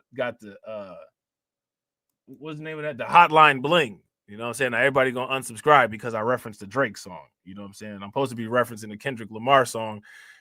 The only problem is, you know what I'm saying? Like, the only Kendrick Lamar song that I could really reference is They Ain't Like Us. And then he had that one song about the liquor or whatever, right? I don't really know no other Kendrick Lamar songs all like that. Because I don't like it's not a Kendrick Lamar versus Drake thing, right? But I don't like these new rappers thing. I don't like the new rappers, so I don't really pay attention to none of their stuff. You know what I'm saying? I don't really pay attention to none of their stuff. A couple people, they all right. And you know what I'm saying? Like I said, Kendrick did his thing on They Not Like Us, but just because Kendrick did his thing on They Not Like Us, that doesn't mean like I'm not a Kendrick Lamar fan. I think that rap has completely de-evolved if Kendrick is in any GOAT conversations. The fact that this whole thing started off of a Drake, Kendrick Lamar, and J. Cole are the quote-unquote big three, that tells you how far we've fallen from grace. If you guys would agree, give me a thumbs up. If you guys would disagree, give me a thumbs down. Now, mind you, I like J. Cole, right? J. Cole got some. I would listen to J. Cole actually before I would listen to Kendrick or Drake, right? But, not my cup of tea. You know what I'm saying? Not my cup of tea. to talk to you. What is going on with your Democrat mayor here, Brandon Johnson? He should be convicted of treason. Why? That's number one. We are dealing. You can't convict Brandon Johnson of treason because Brandon Johnson did everything that he said that he was going to do, and you all elected him to do that stuff. The people in Chicago, maybe not that woman there in particular, right? But when a politician that you don't vote for doesn't do what you want them to do, that doesn't necessarily make them guilty for treason. So that's not going to happen. Unless Brandon Johnson commits actual treason, like unless he's been sliding trade secrets under the table to Vladimir Putin, he's not getting convicted of treason because people voted irresponsibly. If you guys would agree, give me a thumbs up. If you guys would disagree, give me a thumbs down. Irresponsible voting, you know what I'm saying? It doesn't get you a treason conviction. You know what I'm saying? It should get you a head check, but it doesn't get you that either. With a mayor who is a Democratic socialist. and he's bringing a agenda to Chicago that's just not going to work. And it is an agenda of illegal immigration that has gotten out of hand since last year, because I believe that the city of Chicago believed that President Biden was going to continue to send funding for this illegal immigration invasion, and it did not happen like that. And now there was people that told you that Biden is a liar, right? There was people that told people. Wasn't there people that warned people, hey, watch out for that Biden guy? You know what I'm saying? He kind of is a flip-flopper. He's kind of a liar. Weren't there people out there saying that? Win, lose, or rug has said something about the comprehension skills over the place because they don't have any money to cover this situation or this mess that's in Chicago. So basically, this was a money machine. Facts, super facts. Shout out to my man U-Law. U-Law said Rob is an MC. That used to be one of my hobbies, bro. Facts, bro. Facts. That's one of the reasons why I be critiquing them cats so hard. A money machine operation with federal money coming out the door through nonprofits, what are called NGOs. It's sort of this secret infrastructure where cities and Democrats. Now, see, I mentioned the NGOs, right? We talked about the NGOs when they were talking about that situation down in Houston. One of the NGOs that they referenced was the Catholic Partners, Catholic Charities, right? You guys remember that? To run them, we're getting funding for it. Is that what happened? Yes. And it's gotten out of hand. You know, Chicago pushed back very fast, especially the south side and the west side of Chicago, because of all of the money that was stolen because of the immigration scam. They thought that they were going to be able to put. Was the money stolen, or is she talking about money that was stolen with migrant crime? Because again, if you was this money stolen? We got to break this down. Was this money stolen? The illegal immigrants in our communities, and we were going to allow that. So you guys are for deportations. Can you talk to us about the crime in Chicago? Can you talk to us about the tax situation? Because we're hearing Democrats there want to raise taxes on water bottles, on even grocery bags, on streaming TV, and even Uber rides to pay for this. Yes, because we are $1.2 billion in the deficit. Because let me ask you guys this question, right? Let's talk about some basic math. If you got all the black people living in the highest cost places to live in the United States, what does that do to the racial wealth gap? Does that do the exact same thing as black people rejecting cryptocurrency? Does that do the same thing to the racial wealth gap as that particular situation does? Let me know what you guys think in the comment section. I don't know why people who are dealing with a racial wealth gap congregate to the most expensive places in the United States. That seems very counterintuitive. Very counterintuitive. Why would you do that? You don't do something like that to save money. So what do you do that for? And when you're paying all this money to live in these places, does it look like it? Like, does this look like a place that you're paying top dollar to live in?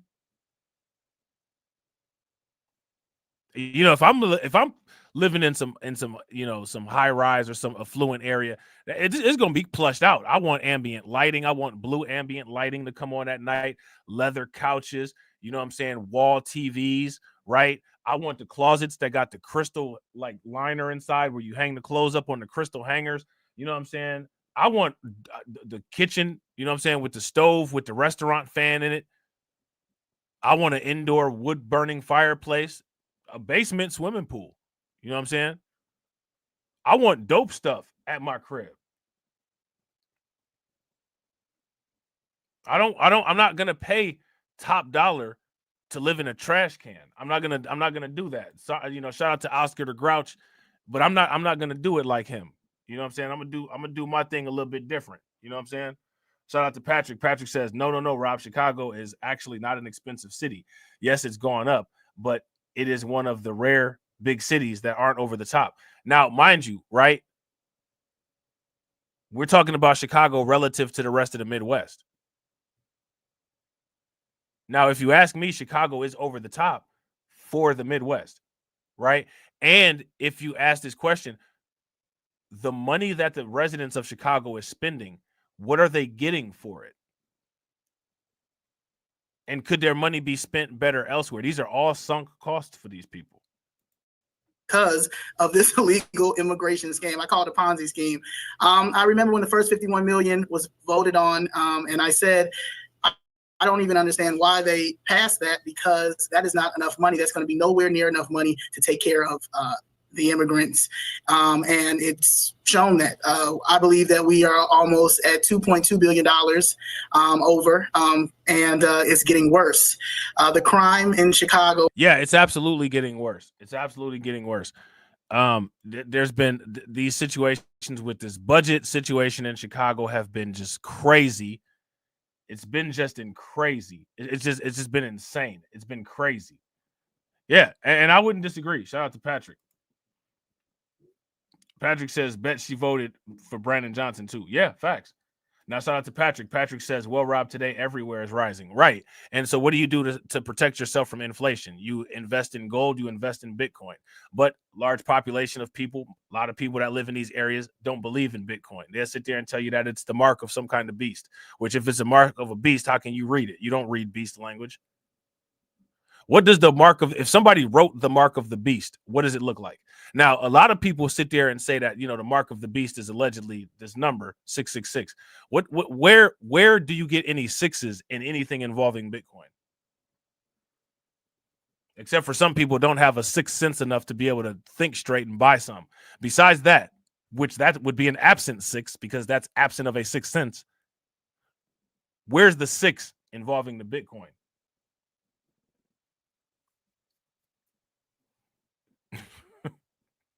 You know what I'm saying? So what about the gold? Buy you a little bit of gold every week. If you don't believe in Bitcoin, you know what I'm saying? You're one of these people that think that, you know what I'm saying, you're going to go to some type of digital hell for investing in the beast coin. What about gold?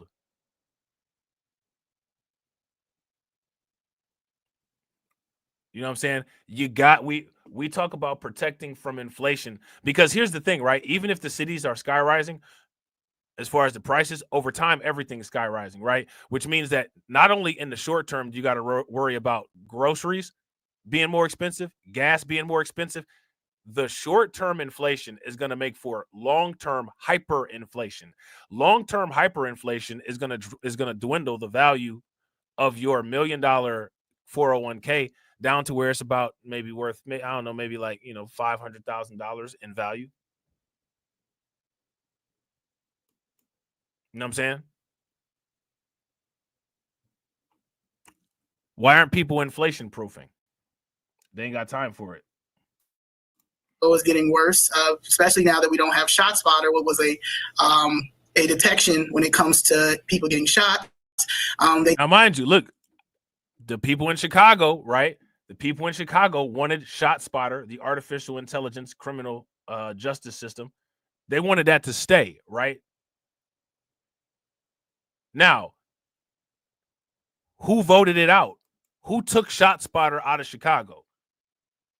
Now, mind you, I don't like the idea of ShotSpotter, right? But the people and the majority of the aldermen wanted ShotSpotter to stay. ShotSpotter is another initiative in Chicago where Brandon Johnson went directly against the people in Chicago. How come, you know, how often did NBC or CNN, how often did they cover any of that? Yeah, shout out to Win, Lose, or Rug. Gold was a safe sleeper play. Yeah, facts. Facts. Shout out to you, Law. Beast Code. You already know, bro. You know. Look, bro. Look, you already know. Look, hold on.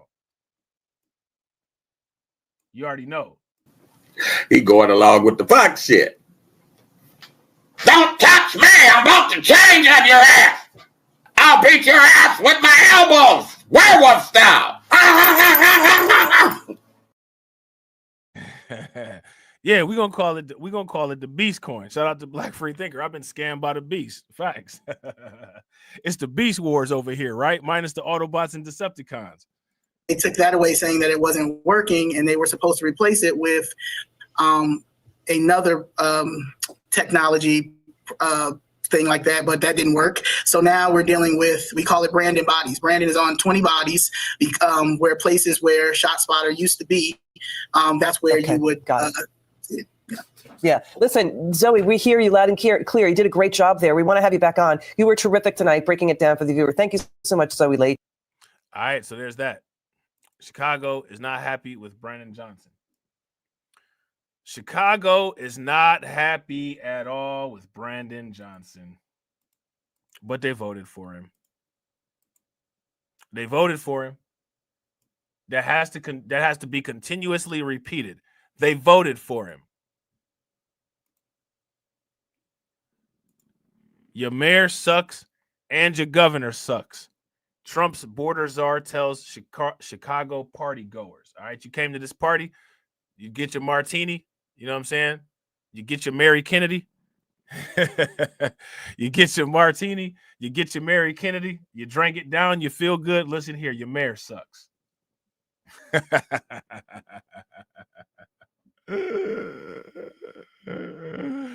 Your mayor sucks, right? Tom Homan promised mass deportations would begin in Chicago and called on local officials to cooperate or get the hell out of the way. Incoming border czar Tom Homan told Chicago Republicans Monday that President-elect Donald Trump's mass deportation program would begin in Chicago, calling on Illinois Democrats to negotiate with the incoming administration or face prosecution. Homan made the comments at a Christmas party hosted by the Law and Order Political Action Committee and the Northwest Side GOP in Chicago's Portage Park neighborhood. Tickets started at $125. Now, let me ask you guys this question. What do y'all think about to happen with this $125? I'm not mad at it. Now, let me ask y'all this. How many videos do you think there's going to be on YouTube with weirdos talking about how they got their money stole paying this $125 at this party? I went to that party, and they said that that we were supposed to get all this stuff, and we didn't even get it. How many scam videos are we going to see? How many goofball scam videos are we going to see about this party? I don't know. I didn't go. I don't know anything about it. I saw little clips from it and stuff. Old girl, the workout conservative, she was there, right? Shout out to her. Looked like she had a good time. Charging money doesn't make something a scam. It seems like charging money being associated with scams is only restricted to a certain sector of people. Shout out to Windless Rug. Windless Rug said, bro, I was thinking the exact same thing. Yeah, we're not going to see any videos like that. There's not going to be any. There's not going to be any. There's not going to be any. You know what I'm saying? There's not going to be any. The same way, like the $100,000 Trump autographs. No one said that was a scam. No one said anything about it. I mean, some people found $100,000 in a Trump autograph, I guess, worth some kind of value. Couldn't have been me. You know what I'm saying? That $100,000, man, that's a whole Bitcoin. Are you serious? Hey, bruh. Hey, listen. You know what I'm saying? I'm gonna have to opt for the handshake because I'm finna get this Bitcoin over here real quick. I'm not paying a Bitcoin for a damn autograph with Trump. Are you crazy? I'm not paying a Bitcoin for anything other than a Bitcoin.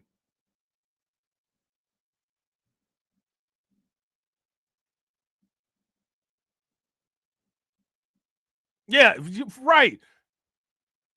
Shout out to Black Free Thinker. Back then, it was damn near 2 Bitcoin. Yeah. Ain't no way.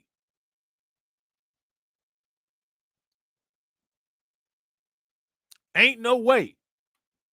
You know what I'm saying? Now, shout out to U-Law. U-Law said, isn't it wonderful to finally have a competent border czar who is anxious to do his job? I'm so happy for the people whose neighborhoods are being overrun by these illegals. I'm happy for the people who did not vote for this stuff. I'm kind of upset that the people that did vote for this stuff are getting a get out of jail free card. But That's what they voted for also. They just didn't vote for themselves to get that get out of free card. They voted for the migrants to get out of jail free card. You know what I'm saying? A shout out to Patrick Tyler. Patrick Tyler says, this just shows how much disposable income so many of these complaining ass people claim they are facing with anti-white discrimination. Well, you're right. We know that, right? I wouldn't disagree with that, right? But at the same time, though, if they have that kind of disposable income, why is there no strategic action in trying to leverage that income? You know what I'm saying? Like, people complaining about some stuff. If you ask me, people only like it's very interesting how serious people take it. It's very serious how people take it. And it's very serious. One of the ways that these talking points that people get that kind of take flight, they take flight because they're not effectively dealt with by the people that these talking points are get. People sat back and let people just say all this crazy stuff. People sat back and decided to not organize. People sat back and decided to not articulate and mainstream our talking points to where our talking points would be acceptable. And somebody else took advantage of the opportunity to do it. Yeah, those people in the tech industry, those people absolutely over there in Silicon Valley where they hosted that thing at, yeah, they got a lot of money. People that chose to skip out on Bitcoin back in 2017, back in 2016, 2015, 2014, they could have had maybe not that much money, but they could have had some money. Shout out to Win, Lose, or Rug. I got to agree. People are doing exactly what they want to do. Exactly what they want to do, bro. The world is correct. The world is the ultimate show of correctness. The world is VVS correct. VVS. You know what I'm saying? It damn near has the clarity of a perfect diamond. You know what I'm saying? The clarity of a perfect diamond. Shout out to Patrick Tyler. Patrick says, Rob, I worded it wrong. I was talking about people paying $100K for a damn autograph. Be the same people claiming they're dealing with anti-white discrimination. Yeah, they claim it. You know what I'm saying? They claim it. People claim everything. They make a lot of claims. Here's my question. How do those claims tell me? I want everybody to tell me the mechanism that those claims generate value. How does it work? How do those claims generate value? Let me know what you guys think.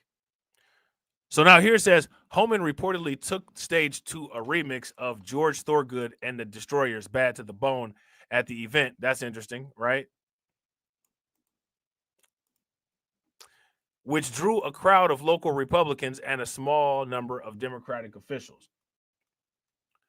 A vocal critic of sanctuary city policies, Homan warned federal enforcement efforts would target Chicago first under Trump's administration. He singled out on local leaders, including Mayor Brandon Johnson and Governor J.B. Pritzker, for their refusal to cooperate with immigration and customs enforcement. Chicago is in trouble because your mayor sucks and your governor sucks, Homan said, to applause from the room, Politico reported. An immigration enforcement veteran, Homan worked as a Border Patrol agent, investigator, and supervisor under what was then called the Immigration and Naturalization Service before he was appointed by former President Barack Obama, right, as Executive Associate Director of the Enforcement and Removal Operations at U.S. and Immigration and Customs Enforcement. Now, let me ask you guys this question. How many of you all knew that President Barack Obama, right? How many of you all knew that President Barack Obama utilized Tom Homan first before Trump did? Bet you that's not something that you knew. He served later as acting ICE director under President Donald Trump from 2017 to 2018. Homan on Monday said Chicago residents can expect to see more federal immigration agents after Trump takes office a second time, adding that he would look to prosecute their mayor if he continued to harbor and conceal asylum seekers, according to Block Club Chicago. Okay.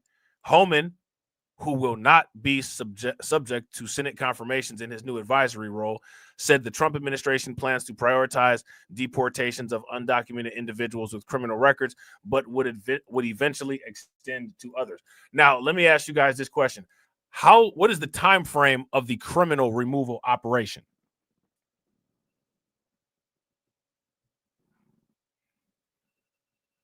Oh, yeah, shout out to I wouldn't disagree with you, bro. See, shout out to Patrick, shout out to you, bro. Welcome to the Black Pill. You are now understanding the quality control with a new clarity. You know what I'm saying? Patrick says, I can promise 100% certainty that all these same blacks will vote Democrat again. So as long as it's not Johnson, I'm telling you. Yeah, they did that with Lori Lightfoot. Anybody that wasn't Lightfoot that was black, everybody just jumped out the window and voted for him. Now, how come people didn't use the couch strategy in Chicago?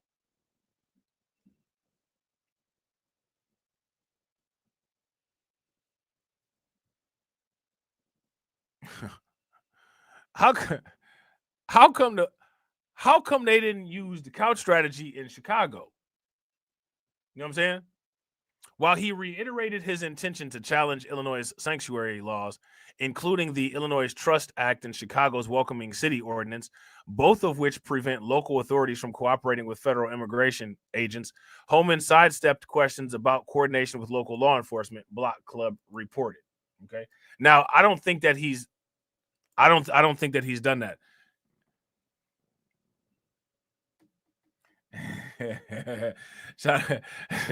Shout out to Win Lose a Rug. Win Lose a Rug said, bro was drifting back, but he's solidified it now. Bro, facts.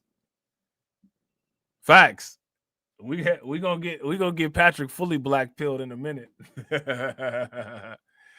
Dismissing accusations of racism, Homan asserted that nearly 9 out of 10 asylum seekers do not qualify for asylum under the law and are coming to the United States for jobs rather than fleeing persecution, according to the Chicago Sun-Times. All right.